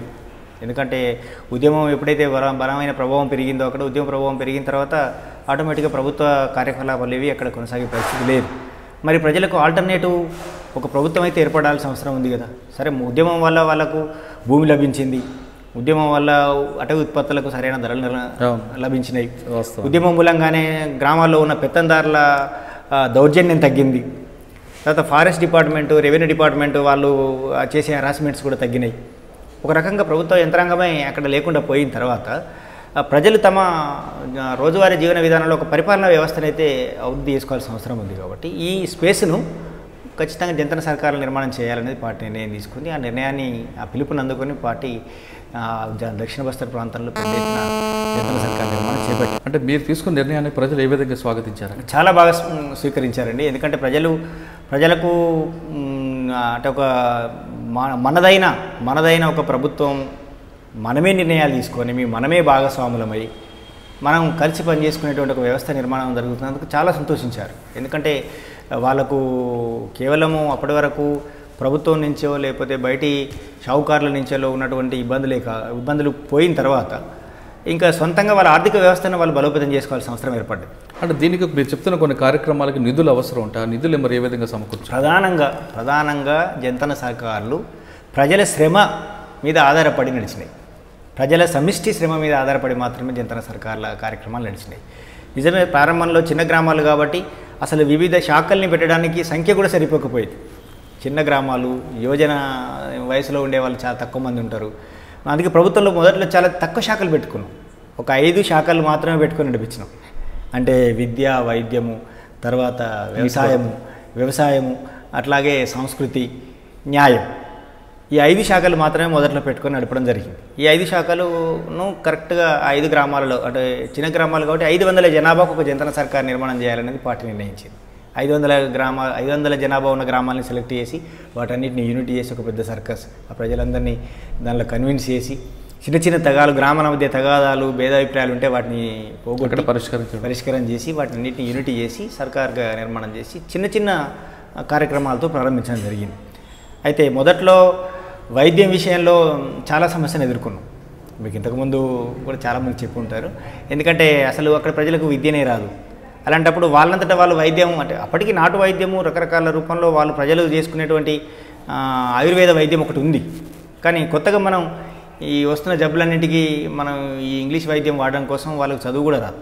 కాబట్టి చదువు రాని వాళ్లకు ఇంటికి ఒక గోళీ ఇచ్చి, ఒక ఇంట్లో తలనొప్పి గోళీ, ఒక ఇంట్లో కడుపు నొప్పి గోళీ, ఇంకొక ఇంట్లో వాళ్ళకి మోషన్స్ అయితే ఆ గోళీ, ఇంకా అప్పుడు ఎవరికి ఏం కన్ఫ్యూజన్ రాకుండా ఈ ఇంటికి వెళ్తే మనకు మోషన్ గోళీ దొరుకుతుంది, ఈ ఇంటికి వెళ్తే జ్వరం గోళీ దొరుకుతుంది, ఆ ఇంటికి వెళ్తే కడుపు నొప్పి గోళీ దొరుకుతుంది. ఈ రూపంలో వాళ్ళకు వైద్యాన్ని ప్రారంభంలో స్టార్ట్ చేయించి, ఎందుకంటే మనం రెగ్యులర్గా దళం ఒక ఊరిలో ఉండదు.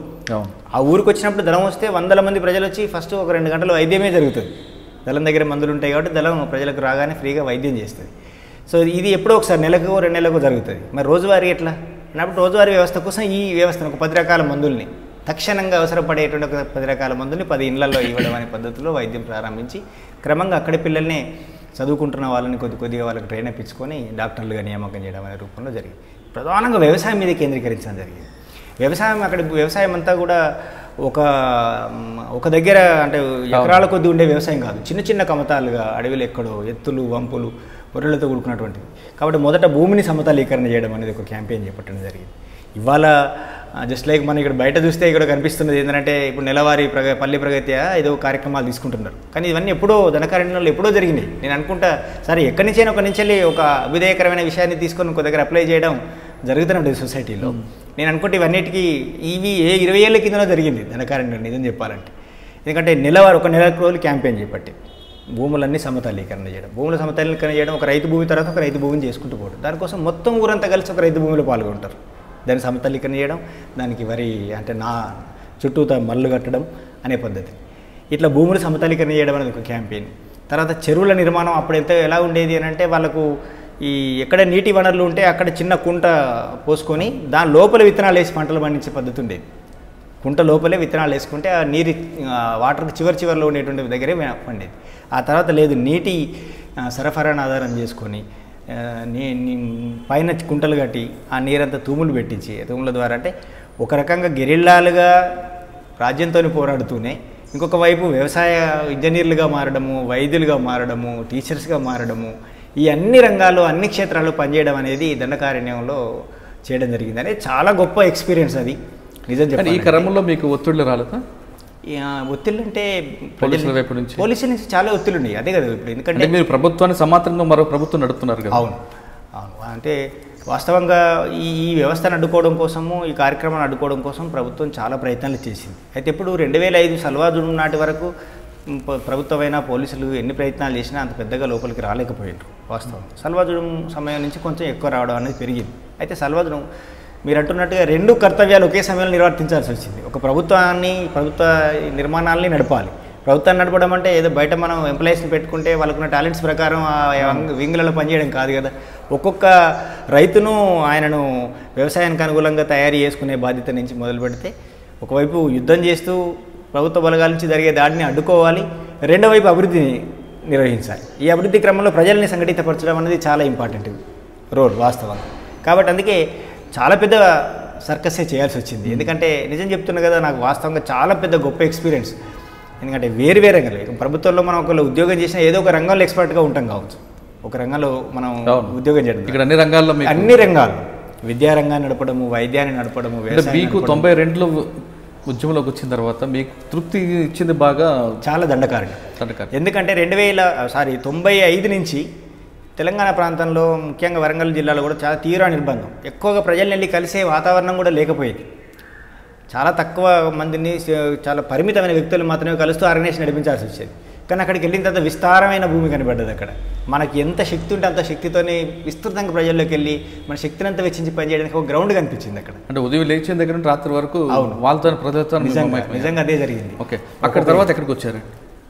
అక్కడ ప్రధానంగా 2001 నుంచి 2008 దాకా జంతన సర్కార్లతో పాటు పనిచేయడం పూర్తయిన తర్వాత తిరిగి 2008 చివరిలో అంటే 2009 ప్రారంభంలో పార్టీ అక్కడి నుంచి నన్ను మహారాష్ట్రకు మార్చి, మహారాష్ట్ర అంటే ధనకారణ్యంలో భాగంగా ఉన్న గడిచిరోలి జిల్లాకు బదిలీ చేసింది. అప్పటికి వాస్తవంగా నేను నన్ను రాష్ట్ర కమిటీలోకి తీసుకున్న పార్టీ 2006లో జరిగిన అక్కడి రాష్ట్ర కాన్ఫరెన్స్లో నేను రాష్ట్ర కమిటీ సభ్యుడిగా తీసుకున్నాను. రాష్ట్ర కమిటీ సభ్యుడిగా తీసుకున్న తర్వాత ఒక 1.5 ఇయర్కి మహారాష్ట్రకు బదిలీ చేయడం జరిగింది. అప్పటికి సారే గారి మీద లేదు, అప్పటికి తను ఎన్కౌంటర్లో చనిపోయాడు. ఎక్కడ? వాస్తవంగా తను తెలంగాణలో 90లో పార్టీలోకి వెళ్ళిన తర్వాత చిట్యాల ప్రాంతంలో 96 వరకు పనిచేశాడు.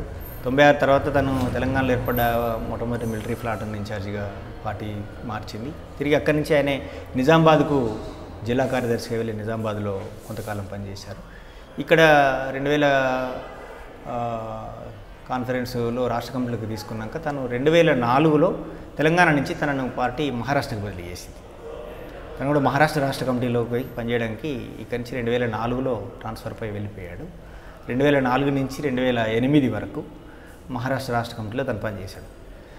అంటే అక్కడే అంటే మహారాష్ట్ర రాష్ట్ర కమిటీ వేరే ఉండేది, దండకారణ్య కమిటీ వేరే ఉండేది. గడిచిరోలిని అనుకునే మహారాష్ట్ర మిగతా ఉద్యమం కూడా ఉండేది. సో అందులో 2004 నుంచి 2008 వరకు అక్కడికి పనిచేసి 2008 ఏప్రిల్ 2 తారీఖు నాడు తను చనిపోవడం జరిగింది. ఎక్కడ? వరంగల్లులోనే అంటే తను వాస్తవంగా హెల్త్ ట్రీట్మెంట్ కోసం బయటకు వెళ్తే తను ఇక్కడ ఒక దగ్గర పట్టుకొని మహారాష్ట్రలో ఏదో ఒక ప్రాంతంలో పట్టుకొని ఇక్కడ వరంగల్లో మన ఏటనగరం ప్రాంతంలోనే భార్యాభర్తని మా ఉద్యమంలోకి వెళ్ళినాక తిరిగి పెళ్లి చేసుకున్నాడు. ఆమె పేరు అరుణక్క ప్లస్ తను ఇద్దరిని తీసుకొచ్చి ఇక్కడ ఎన్కౌంటర్ చేయడం జరిగింది. ఆ విషయం తెలియగానే మీకు ఏమనిపించింది? ఆ విషయం తెలియగానే ఇంకా ఉద్యమంలో ఇవన్నీ సహజమేనని అనుకోండి. ఎంతైనా ఎంతోమంది మమ్మల్ని తయారు చేసి ఉద్యమంలో తయారు చేసినటువంటి గురువులు, మాకంటే పైన ఉన్న ఉద్యమ నాయకులు, మేము తయారు చేసిన కార్యకర్తలు కూడా ఎంతోమంది ఉద్యమంలో అసలు పోయడం ఒరిగిపోవడాన్ని మేము చూస్తూ వచ్చిన వాళ్ళని. అయినా ధైర్యంగా ఉద్యమాన్ని నడపాలని పట్టుదలకి పనిచేసిన వాళ్ళం. సో సహజంగానే ఆజాద్ మరణం ఉద్యమపరంగా తీవ్ర నష్టమే అనిపించింది. వ్యక్తిగతంగా మాకు చాలా పెద్ద నష్టం జరిగింది. ఎందుకంటే మేము చిన్నపిల్లలుగా ఉన్నప్పటి నుంచి మా ఇంట్లో ఎంతో కొంత తెలివివంతుడు, ధైర్యవంతుడు అంటే ఆయనే. అన్ని రకాలుగా కుటుంబాన్ని సాకి సమన్వయం చేసింది తనే. ఉద్యమంలోకి వచ్చినప్పుడు కూడా, ఉద్యమంలోకి రాకముందు విషయాలు వేరైనా ఉద్యమంలోకి వచ్చిన తర్వాత ప్రత్యక్షంగా కాకపోయినా పరోక్షంగా మాకు ఎన్నో రకాలుగా గైడ్ చేశాడు ఆయన. అంటే ఉద్యమంలో మన పాత్ర ఎట్లా ఉండాలి, ఎట్లా పనిచేయాలి, ఎట్లా పరిస్థితుల్ని మనం ఎదుర్కోవాలి, దేన్ని తట్టుకొని నిర్మాణాన్ని నడిపించాలి, ఇవన్నీ విషయాల్లో గైడ్ చేశాడు. పర్సనల్గా ఎప్పుడో ఒకసారి కలిస్తే చాలా విషయాలు గంటల పాటు ఉద్యమ సమస్యల్ని నెమరు వేసుకోవడంతో పాటుగా గైడ్ చేసేవాడు. సో మాకు ప్రేరణ కూడా ఉద్యమంలోకి వెళ్ళడానికి ఆయనే ప్రేరణ నిజానికి. ఇంకా ఆయన చనిపోవడం అనేది నిజంగా మాకు చాలా దుఃఖంగా, అంటే అటు పార్టీకి ఇటు మీకు తీవ్రమైన నష్టం. కానీ ఆ డెడ్ బాడీని చూసే అది అవకాశం కూడా మీకు లేకపోయింది? మాకు లేదు, డెడ్ బాడీని చూసే అవకాశం లేదు. ఎందుకంటే అసలు మేము పనిచేసింది కూడా అప్పటికి వేరే వేరే రాష్ట్రాల్లో పనిచేస్తున్నాం.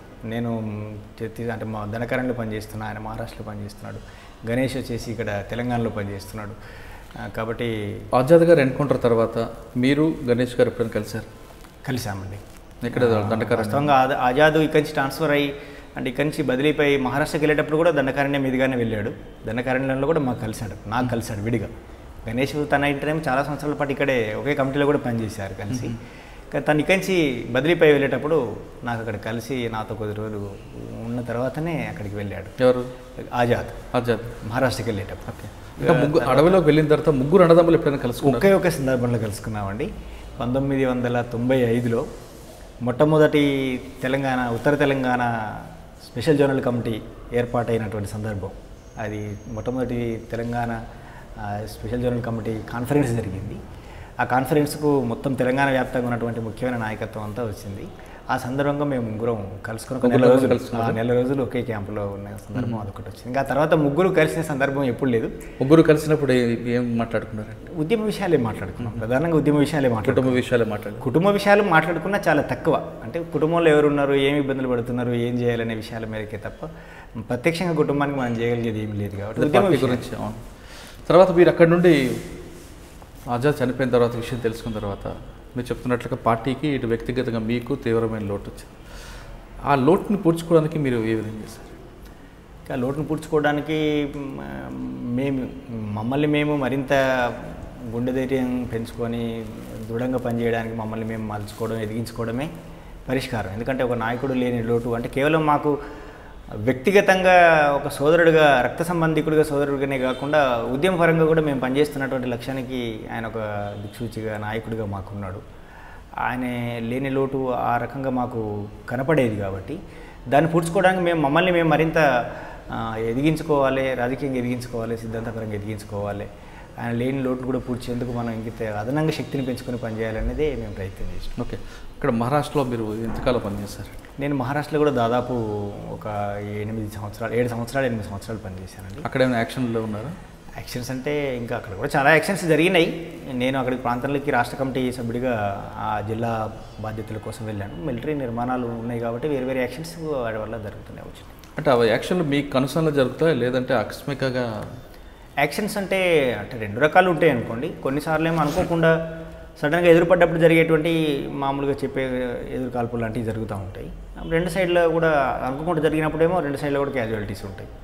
ఇక ప్రీ ప్లాన్డ్గా జరిగేటువంటి యాక్షన్స్ కొన్ని ఉంటాయి. అవి వ్యక్తుల మీద చేసే యాక్షన్స్ కావచ్చు, ఇండివిజువల్ యాక్షన్స్ అయినా కావచ్చు, లేదా ఒక పెద్ద పార్టీ మీద చేసే యాక్షన్స్ కావచ్చు. అవి ప్రీ ప్లాన్గానే జరుగుతాయి. కొన్నిసార్లు ప్రీ ప్లాన్గా జరుగుతాయి, కొన్నిసార్లు అప్పటికప్పుడు అనుకుని జరుగుతాయి. ఓకే. కానీ మహారాష్ట్ర, ఛత్తీస్గఢ్ ఎక్కువ శాతం ప్రభుత్వ ఆస్తులు ధ్వంసం చేయడం అన్నదితో పాటు ప్రైవేట్ ఆస్తులు ధ్వంసం చేయడం అనేది ఎంతవరకు సమంజసం అంటారు? ప్రైవేట్ ఆస్తులు అంటే బస్సుల్ని అది అంటే ఛత్తీస్గఢ్, మహారాష్ట్రలో చాలా తక్కువ జరిగింది అండి అవి. అంటే బస్సుల్ని కాల్చడమైనా ఇంకోటి ప్రధానంగా ప్రభుత్వ ఆస్తుల మీద.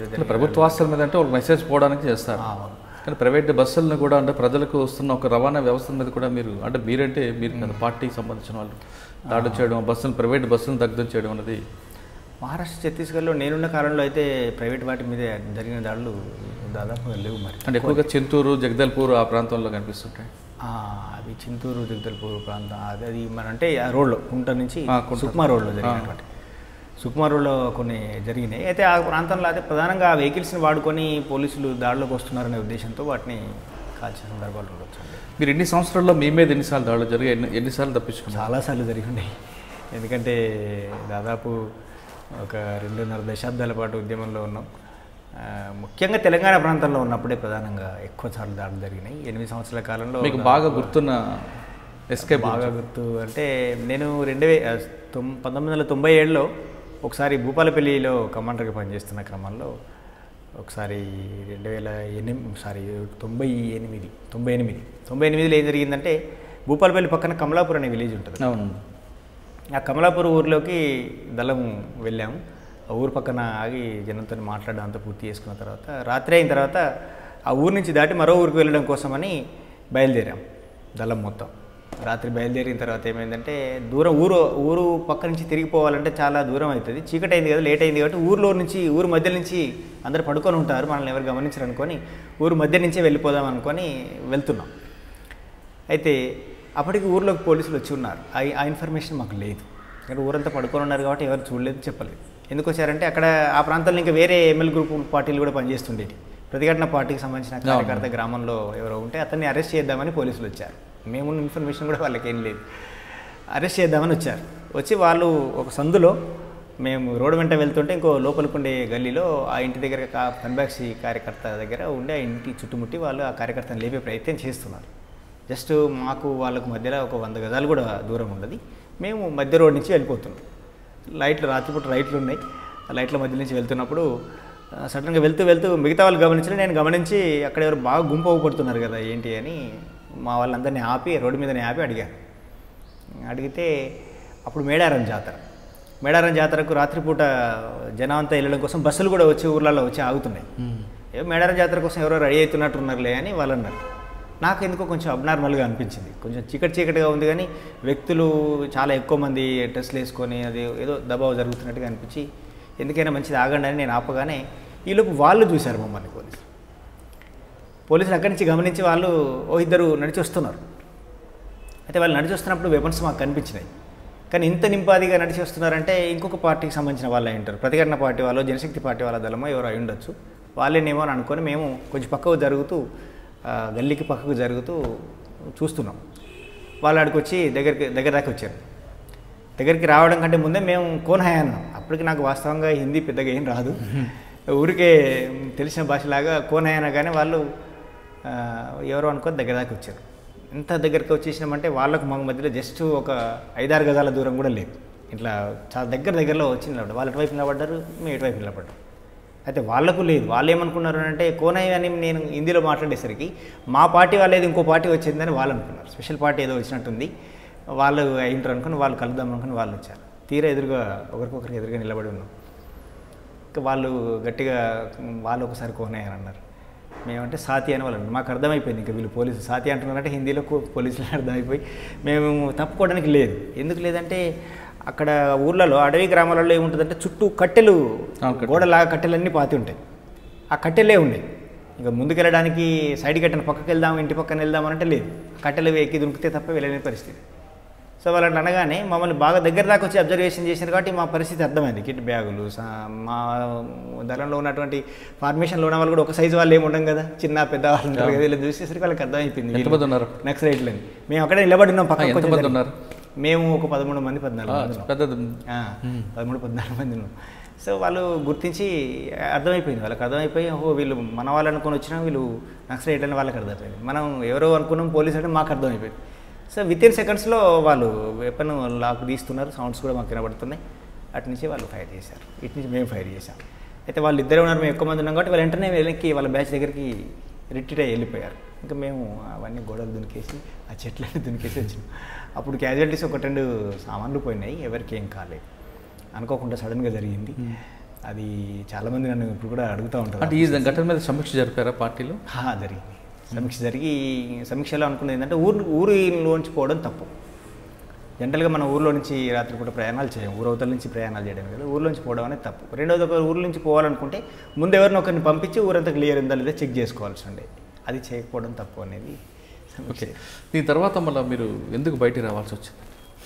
నేను 2009 నుంచి 2015 చివరి వరకు మహారాష్ట్రలో పనిచేశాను.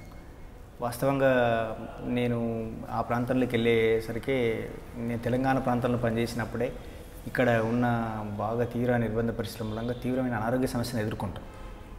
బాగా అల్సర్ సమస్య తీవ్రంగా వేధిస్తున్నది. ఏ కొంచెం తినడం లేట్ అయినా ఇంకేదైనా బాగా అవస్థపడుతున్న పరిస్థితి ఉండేది. తీరా అక్కడికి వెళ్ళిన తర్వాత మలేరియా స్టార్ట్ అయింది. అప్పటి వరకు మనకి ఇక్కడ మలేరియా లేదు. మలేరియా కొంతకాలం దాకా మెడిసిన్తో వాటితో రెసిస్ట్ అయింది. కానీ మహారాష్ట్రకి వెళ్ళిన తర్వాత ఇంకా చాలా తీవ్రంగా ఉంటాయి మలేరియా, దోమలు చాలా ఎక్కువ ఉంటాయి. అది టైఫాయిడ్కి వెళ్ళిపోతూ ఉంటుంది చాలాసార్లు. ఇది క్రమంగా నా ఇమ్యూనిటీ పవర్ తగ్గుతూ వచ్చింది. అంతకుముందు నెలకు ఒకసారో 2 నెలలకు ఒకసారి వచ్చే జ్వరం 15 రోజులకు 10 రోజులకే మళ్ళీ జ్వరం రావడం అనే సమస్య మొదలై, అది క్రమంగా అసలు రోజువారీ ప్రయాణాలు చేయలేని స్థితికి చేరింది. హెల్త్ బాగా దెబ్బతింటున్నటువంటి పరిస్థితి ఒకటి తీవ్రంగా ఇబ్బందికరంగా మారింది. సో అయినప్పటికీ మ్యాక్సిమం రోజువారీ కార్యక్రమాలకు ఎక్కడ అడ్డం రాకుండానే, నాయకులు ఎప్పుడైనా ఆదర్శంగా ఉండాలి కాబట్టి మనం ఓపిక తెచ్చుకొని నడవడం ఇవన్నీ చేసేది. కానీ చివరిలో నా కోసం ఇంకా ప్రయాణాలు చేయని పరిస్థితి వచ్చి, నా కోసమే కొంతమందిని ఎంగేజ్ చేయాల్సినటువంటి ప్రొడక్షన్ కోసం ఎంగేజ్ చేయాల్సిన పరిస్థితి వచ్చింది. నేను కొంత ఆలోచనలో పడ్డా. వాస్తవంగా ఈ ఇంత తీవ్రమైన ఆరోగ్య పరిస్థితిలో అప్పటికి గడిచిన ఒక సమయం 2009 నుంచి 2013 మధ్యలో అనుకూల వాతావరణం ఉండింది. మళ్ళీ తిరిగి 2013 తర్వాత నుంచి వెళ్ళంతా మళ్ళీ తీవ్రమైన నిర్బంధం పెరిగి నష్టాలు పెరుగుతున్నాయి, దళాల సంఖ్య తగ్గింది. ఇలాంటి పరిస్థితులలో ఈ అనారోగ్య సమస్యలు బాగా తీవ్రంగా ఇబ్బందికరంగానే ఉంది. కాబట్టి ఇంకా నేను అంటే వీళ్ళందరికీ భారంగా మారడం ఇష్టం లేదనేది అనుకున్నప్పటికీ వాస్తవంగా పర్సనల్గా చెప్పాను, నా అభిప్రాయం చెప్పాను, పార్టీకి కూడా తెలియజేశాను. నేను ఇంత తీవ్రంగా ఉండి బయటికి పంపలేని పరిస్థితి, మలేరియా టైఫాయిడ్ కంటిన్యూగా వస్తున్నది, ఇంకా బయటికి ట్రీట్మెంట్కి పంపలేని పరిస్థితి, పంపొద్దనే అనుకున్నది పార్టీ అప్పటికి. మీ నిర్ణయాన్ని నా నిర్ణయాన్ని అంటే నన్ను కన్విన్స్ చేయడానికి పార్టీ ప్రయత్నం చేసింది. నన్ను అంటే మొత్తంగా ఉద్యమంలో కీలకమైన నాయకత్వం కూడా లెటర్ ద్వారా కరెస్పాండెన్స్ చేసి ప్రయత్నం చేశారు. ముఖ్యమైన నాయకులు కూడా కొంతమంది కలిసి కన్విన్స్ చేసే ప్రయత్నం చేశారు. కన్విన్స్ అంటే ఏదో ఒక రకంగా అంటే నీకోసం ఎక్కడో ఒక దగ్గర రెస్ట్రిక్షన్ అయినా కూడా ఉండమని. నేను అప్పటికే కొంతకాలం ఘర్షణ పడి నిర్ణయించుకున్నా వెళ్దామని. కాబట్టి చెప్తే పార్టీ కొంతకాలం ఆగమని చెప్పింది. వాళ్ళు అడిగినంత సమయం నేను ఉద్యమంలో ఉండి ఆ తర్వాత పర్మిషన్తోనే బయటికి రావడం జరిగింది. కానీ మీరు వివాహం గురించి చెప్పలేదు. వాస్తవంగా నాది తెలంగాణలో నేను పనిచేస్తున్న క్రమంలో వరంగల్లో పనిచేస్తున్నప్పుడే నాకు మ్యారేజ్ అయింది. మా మిసెస్ పేరు ఉమా, పార్టీలో అనిత అనే పేరుండి. తనది హన్మకొండ పక్కనే దేవన్నపేట విలేజ్.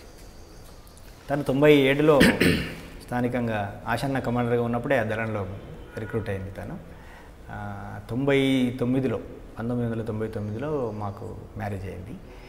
ఒకరినొకరు ఇష్టపడి పార్టీ ముందు ప్రపోజల్ పెట్టినాం. ప్రపోజల్ పార్టీ అంగీకరించింది. 99లో మ్యారేజ్ జరిగింది. అంటే ఆమె మీతో పాటు ప్రయాణం చేశారు? నాతో పాటు ప్రయాణం చేసింది. అయితే వాస్తవంగా ఆమె నేను ధనకరిణ పోయేటప్పుడు జైల్లో ఉంది. తను 99లో మ్యారేజ్ అయిన తర్వాత తను అనారోగ్య సమస్య ఉంటే హాస్పిటల్కి పంపాము వరంగల్కి. వరంగల్లో తను అరెస్ట్ అయ్యి మొదటిసారి అరెస్ట్ అయిన తర్వాత తను ఒక 4-5 నెలలు జైల్లో ఉంది. మళ్ళీ తిరిగి జైలు నుంచి వెళ్ళి రిలీజ్ అయినాక దళంలోకి వచ్చింది తెలంగాణలో ఉన్నప్పుడే. వచ్చిన తర్వాత ఒక 6 నెలలు సంవత్సరం పనిచేసాక మళ్ళీ తనకు హెల్త్ సమస్యలు సీరియస్ అయితే రెండోసారి తనను ట్రీట్మెంట్కి పంపిస్తే రెండోసారి అటు మన గోదావరిఖనిలో అరెస్ట్ అయ్యి నేను దండకారణ్య నిర్ణయం జరిగినప్పుడు తను జైల్లోనే ఉంది. నన్ను దండకారణ్యం పంపే నిర్ణయం జరిగినప్పుడు నేను ఒక్కనే వెళ్ళిపోయాను. తర్వాత ఆమె రిలీజ్ అయిన వెంటనే ఇక్కడి నుంచి మళ్ళీ పార్టీ కాంటాక్ట్ చేసి పార్టీలోకి వచ్చి తిరిగి దండకారణ్యం తను కూడా వచ్చింది నా వెనకాల. అంటే చివరిగా మీరిద్దరు కలిసి సరెండర్ అయ్యారు? లేదు, ఆమె నాకంటే కొంచెం ముందే వచ్చింది. వాస్తవంగా ఏంటంటే వాళ్ళకు ఆమె పార్టీలోకి వచ్చిన తర్వాత లోపల ఇప్పుడు మేము ఈ జంతన సర్కార్ల కింద విద్యా వైద్యం నడుపుతున్నప్పుడు వైద్య విభాగాన్ని పార్టీలో కూడా ఫుల్ టైం కార్యకర్తలతో వైద్య విభాగాలు ఏర్పాటు చేసినాం. ఇంకా వాళ్ళంతా గ్రామాల్లో తిరగడమే కాదు, చాలామంది యువకులకు ట్రైనింగ్ ఇవ్వాలి వాళ్ళు, అంటే వాళ్ళ ఊళ్ళో వైద్యం వాళ్ళే చేసుకోవడం కోసం. అలాంటి ఒక మెడికల్ టీము ఏర్పాటు చేసినప్పుడు ఈమెను మెడికల్ టీము ఇన్ఛార్జిగా నిర్మాణం చేసినాం ఒక దళాన్ని. ఆమె లోపలే వాస్తవంగా వైద్యం నేర్చుకుంది, పార్టీ ఇప్పించిన ట్రైనింగ్లో వైద్యం నేర్చుకొని ఆ వైద్య టీముకు ఇన్ఛార్జిగా ఉండి తన గ్రామంలో వైద్యం చేసేది.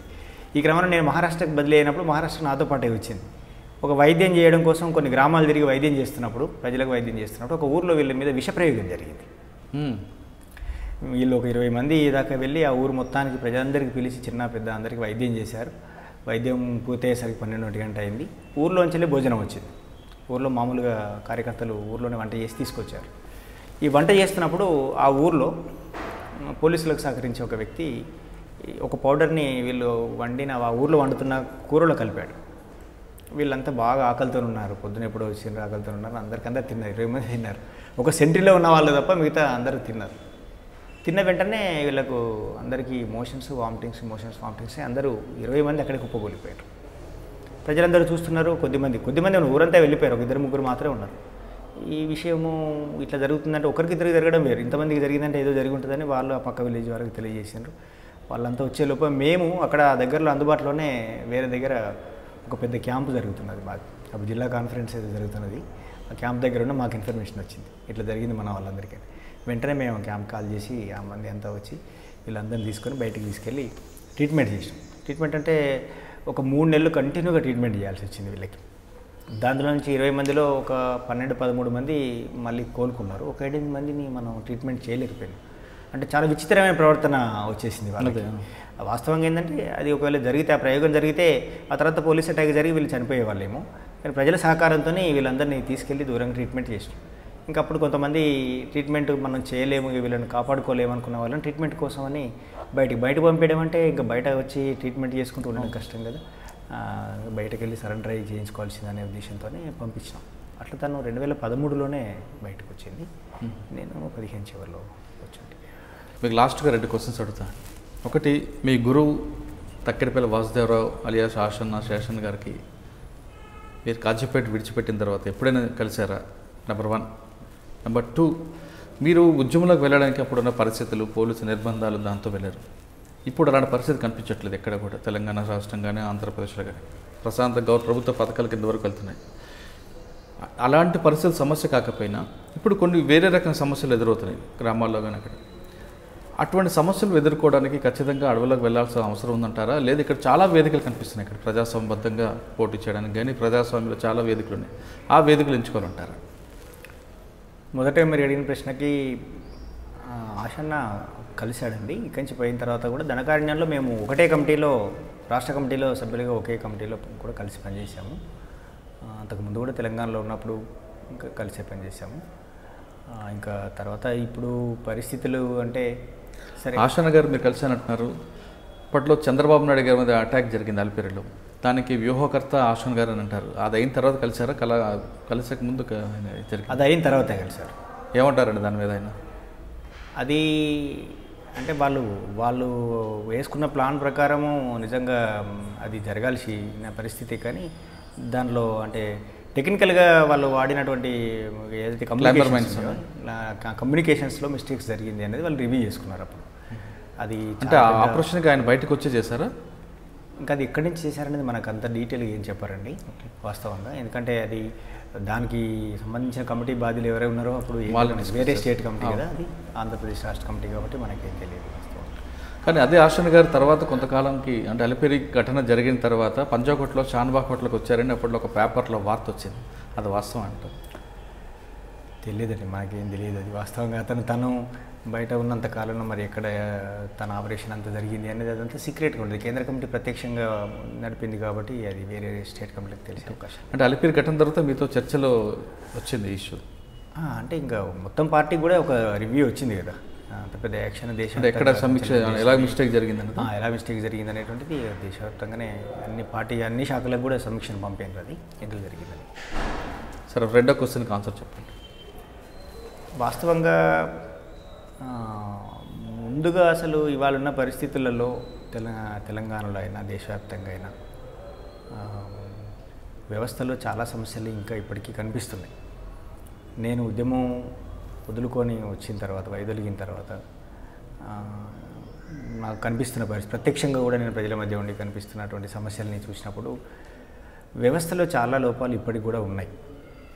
ఎందుకంటే ఏ ఎన్నికల వ్యవస్థ అయితే ప్రజాస్వామ్యానికి పునాది అని మనం చెప్పుకుంటున్నామో అది ఏమంత పారదర్శకంగా లేదు. అదంతా పెద్ద ఎత్తున అవినీతి, డబ్బులు పంపిణీ చేసి ఓట్లు వేస్తున్నారు. ఇప్పుడు నేను మొదటిసారి అసెంబ్లీ ఎన్నికల్లో నేను కూడా ఓటేశాను. నాకు కూడా 2000 ఇస్తామని వచ్చారు, 1000 రూపాయలు చొప్పున ఇస్తామని అన్నారు. కాబట్టి సిస్టమ్ అనేది ఎంతైతే అంటే పారదర్శకంగా ఉండాల్సిన అవసరం ఉందో అంత పారదర్శకంగా లేదు. లేకపోవడం మూలంగా చాలా సమస్యలు తలెత్తుతున్నాయి. సిస్టమ్ నడిపేటువంటి వాళ్ళు, ప్రభుత్వ యంత్రాంగంలో కూర్చునే వాళ్ళు ఇంత పెద్ద ఎత్తున అవినీతి ఇలాంటి పరిస్థితులకు గురైనప్పుడు తప్పకుండా ఇది కింద దాని ప్రభావం అంతా ఉంటుంది. అయితే ముందుగా ఇలాంటి విషయాలు చాలా రకాల సమస్యలు చూస్తున్నాం. ఇప్పుడు చిన్నపిల్లల మీద అత్యాచారాలు లాంటి ఘటనలు చూస్తున్నాము. ఇవాళ నేను వరంగల్ నుంచి రైల్లో వస్తున్నప్పుడు కూడా నేను కూర్చున్న ట్రైన్ డబ్బాలో 1 మంది యువకులు ట్రైన్లో ఎక్కారు. వాళ్ళు నేను నా ఆలోచనలన్నింటిని అడ్డుకుంటూ వాళ్ళ గోల్ అంటే గోల్ కాదు, అయితే చూస్తున్నారు, ప్రజలు చూస్తున్నారు, అక్కడ ఉన్న వాళ్ళందరూ చూస్తున్నారు. కానీ ఎవరొక్కరు కూడా లేచి ఇదేంటి మేమంతా ప్రయాణికులు, సహ ప్రయాణికులమే, మీరు మాత్రమే మొత్తం డబ్బనంతా ఇట్లా ఎందుకు చేస్తున్నారని అడిగేటువంటి సాహసం, ధైర్యం ఎవరు చేయట్లేని పరిస్థితి ఉన్నది. కాబట్టి పరిస్థితులు ఇప్పటికీ ఈ వ్యవస్థలో లోపాలు లేవని నేను అనట్లేదు. లోపాలు వాస్తవంగా స్పష్టంగా కనిపిస్తున్నాయి. దీన్ని మార్చాలి అని అంటే ముందుగా మన విద్యా విధానం మారాలి మొట్టమొదటిగా. ఎందుకంటే దేశ భవిష్యత్తు తరగతి గదుల్లోనే రూపొందుతుందని మనందరికీ తెలుసు. తరగతి గదుల్లో ఇవాళ దేశ భవిష్యత్తు రూపొందే విధంగా ఒక మంచి పౌరులు, ఆ మంచి పౌరులు రేపటి భవిష్యత్తుకు మంచి నాయకులుగా మారడం అనేది జరిగితే వాస్తవంగా వ్యవస్థలో ఉన్నటువంటి లోపాలను ఇక్కడే ఉంది మనం సరి చేయొచ్చు. ఎక్కడికో కుటుంబాలను వదిలేసి జీవితాలను త్యాగం చేసి అడవుల్లోకి వెళ్ళి ఆయుధాలు బట్టి ఎక్కడో బతికి చావాల్సినటువంటి అవసరం రాదు. వాస్తవం వ్యవస్థ పారదర్శకంగా ఉన్నట్లయితే, లేదా ఒకవేళ వ్యవస్థ పారదర్శకంగా లేకపోయినా మంచి పౌరుల్ని తయారు చేసే వ్యవస్థ అనే కావాలి. కానీ తరగతి గదుల్లో నిజంగా దేశ భవిష్యత్తు రూపొందుతున్న పరిస్థితులు కూడా నాకేం కనిపిస్తలేవు. చాలామంది పిల్లల్ని చూస్తున్నాం, ఎవరికి అంత సంతృప్తికరమైనటువంటి విద్య అయితే కనిపిస్తలేదు. అందరూ ఒక భారంగా చదువుతారు. ఎప్పుడో 5 గంటలకు లేస్తారు, క్లాసులని, స్పెషల్ క్లాసులని ఇవన్నీ చెప్తున్న టీచర్లకు వీళ్ళకి ఏమి ఇస్తున్నారు. మేము చదివే కాలంలో కేవలం విద్య ఒకటే నేర్పలేదు మాకు. విద్య అంటే చదువుతో పాటు సంస్కారం కూడా నేర్పింది, సమాజం పట్ల బాధ్యతను కూడా నేర్పింది, విలువలు నేర్పినారు, సమాజం పట్ల బాధ్యత కూడా నేర్పారు. సరే, నువ్వు బయటికి వెళ్ళిన వాళ్ళందరూ సమాజం కోసం సేవ చేసే వాళ్ళే తయారు కావాలని లేదు. కానీ వ్యక్తిగత జీవితంలో కూడా వాళ్ళు విలువల్ని పాటించడం మూలంగా కుటుంబ వ్యవస్థ అయినా లేకపోతే సమాజంలో మిగతా సంబంధాలైనా సరిగ్గా ఉంటాయి. కానీ మన విద్యా వ్యవస్థలో మొదట మార్పు రావాల్సిన అవసరం ఉంది. విద్యా వ్యవస్థలో మంచి పౌరులను తయారు చేసే పరిస్థితి కనుక వచ్చినట్లయితే ఆ మంచి పౌరులు మంచి సమాజం కోసం తప్పనిసరి. ఇప్పుడు అలాంటి సమస్యలు వచ్చినప్పుడు ఎలాంటి పంతం ఎంచుకోవాలంటారు? అది ఇంకా ప్రజాస్వామ్యం చాలా మార్గాలు ఉన్నాయి కదా. అది ఇప్పుడు మన చేతుల్లో ఉండదండి. ఇప్పుడు ఇవాళ కేంద్ర ప్రభుత్వం తీసుకొచ్చినటువంటి CA కానీ ఇంకొక చట్టానికి వ్యతిరేకంగా జరుగుతుంది. ఇప్పుడు అక్కడ మావోయిస్టులే లేరు కదా. ఇప్పుడు వాస్తవంగా మావోయిస్ట్ పార్టీ దేశవ్యాప్తంగా బలహీనపడ్డదనేది అందరికీ తెలిసిన విషయమే. అయినా వేరు రూపాల్లో నిరసనలు జరుగుతున్నాయి. కానీ నిరసనల్ని ప్రభుత్వము ప్రజాస్వామ్య దృక్పథంతో నిరసనల్ని కూడా అంగీకరించే స్టేజ్లో ప్రజాస్వామ్య వ్యవస్థ ఉండాలి. అది అంగీకరించినప్పుడే హింసకు దారితీస్తుంది. ఇలా చాలా చోట్ల ఉత్తరప్రదేశ్లో ఏ నక్సలైట్లున్నారండి, అంత పెద్ద ఎత్తున చనిపోయేటువంటి పరిస్థితులు, కాల్పు జరిపి. అప్పుడు ఏమవుతుందంటే తప్పనిసరిగా ఈ రూపంలో కనీసం నిరసన కూడా వ్యక్తం చేసే పరిస్థితి మాకు లేదన్నప్పుడు వాళ్ళు కూడా హింసాయుత మద్దతులు నిలుచుకునే పరిస్థితి వస్తుంది. అది రాకూడదు. నిజంగా వ్యవస్థ అలాంటి పరిస్థితులు రావద్దని కోరుకోవడం అనేది నాతో కూడా చాలామంది పోలీసు అధికారులు ఎంతోమంది చర్చిస్తారు. ఇంకా దాని అవసరం ఉందా? లేదు. నిజమే, అది లేదంటే అలాంటి అవకాశాలని పరిస్థితులు మనం కల్పిస్తే లేదు. ఇప్పుడు కూడా అంతే. నేను కోరుకున్నది కూడా మంచి తరగతి గదుల్లో ఒక మంచి విద్యా వ్యవస్థ రావాలి, మంచి పౌరులు తయారయ్యేటువంటి పరిస్థితి రావాలి. అప్పుడు ఇవన్నిటిని సరి చేయడం కోసం వాళ్ళంతటా వాళ్ళే వీటిని ఎంచుకుంటారు. దీన్ని దాటేసి మాత్రం ఎవరు మాత్రం ప్రాణాలు పోగొట్టుకోవాలని ఆలోచిస్తారు.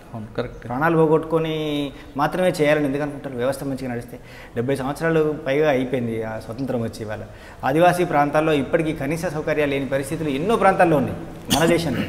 కాబట్టి కదా వాళ్ళు అనివార్యంగా ఇలాంటి పరిస్థితులకు వచ్చింది. నేను కోరుకునేది, నేను చెప్పదలుచుకున్నది కూడా ఏంటంటే ముందుగా అసలు మనం మన పిల్లల్ని అంటే ప్రధానంగా ఈ రోజులలో చాలా పేదవాళ్ళు కూడా పిల్లల్ని కనీస విద్య మేరకైతే చదివిస్తున్నారు. అక్కడి నుంచి సరైనటువంటి మన ప్రజాస్వామ్య వ్యవస్థ ఏంది, దానికి ఉన్నటువంటి పరిపక్వతను అర్థం చేయించడం అనేది జరిగితే వాళ్ళు పరిష్కరించుకుంటారు, సమస్యను పరిష్కరించుకోవడానికి వాళ్ళు మార్గాలు ఎంచుకుంటారు. ప్రభుత్వాలు కూడా ఇలాంటి పరిస్థితి రావద్దు, మళ్ళీ అటువైపు నెట్టేసే పరిస్థితి రాకూడదు అన్నప్పుడు కనీస స్పేస్ని ఇవ్వాలి. భావ వ్యక్తీకరణకు సంబంధించినటువంటి ఒక స్పేస్ని ఇవ్వాలి.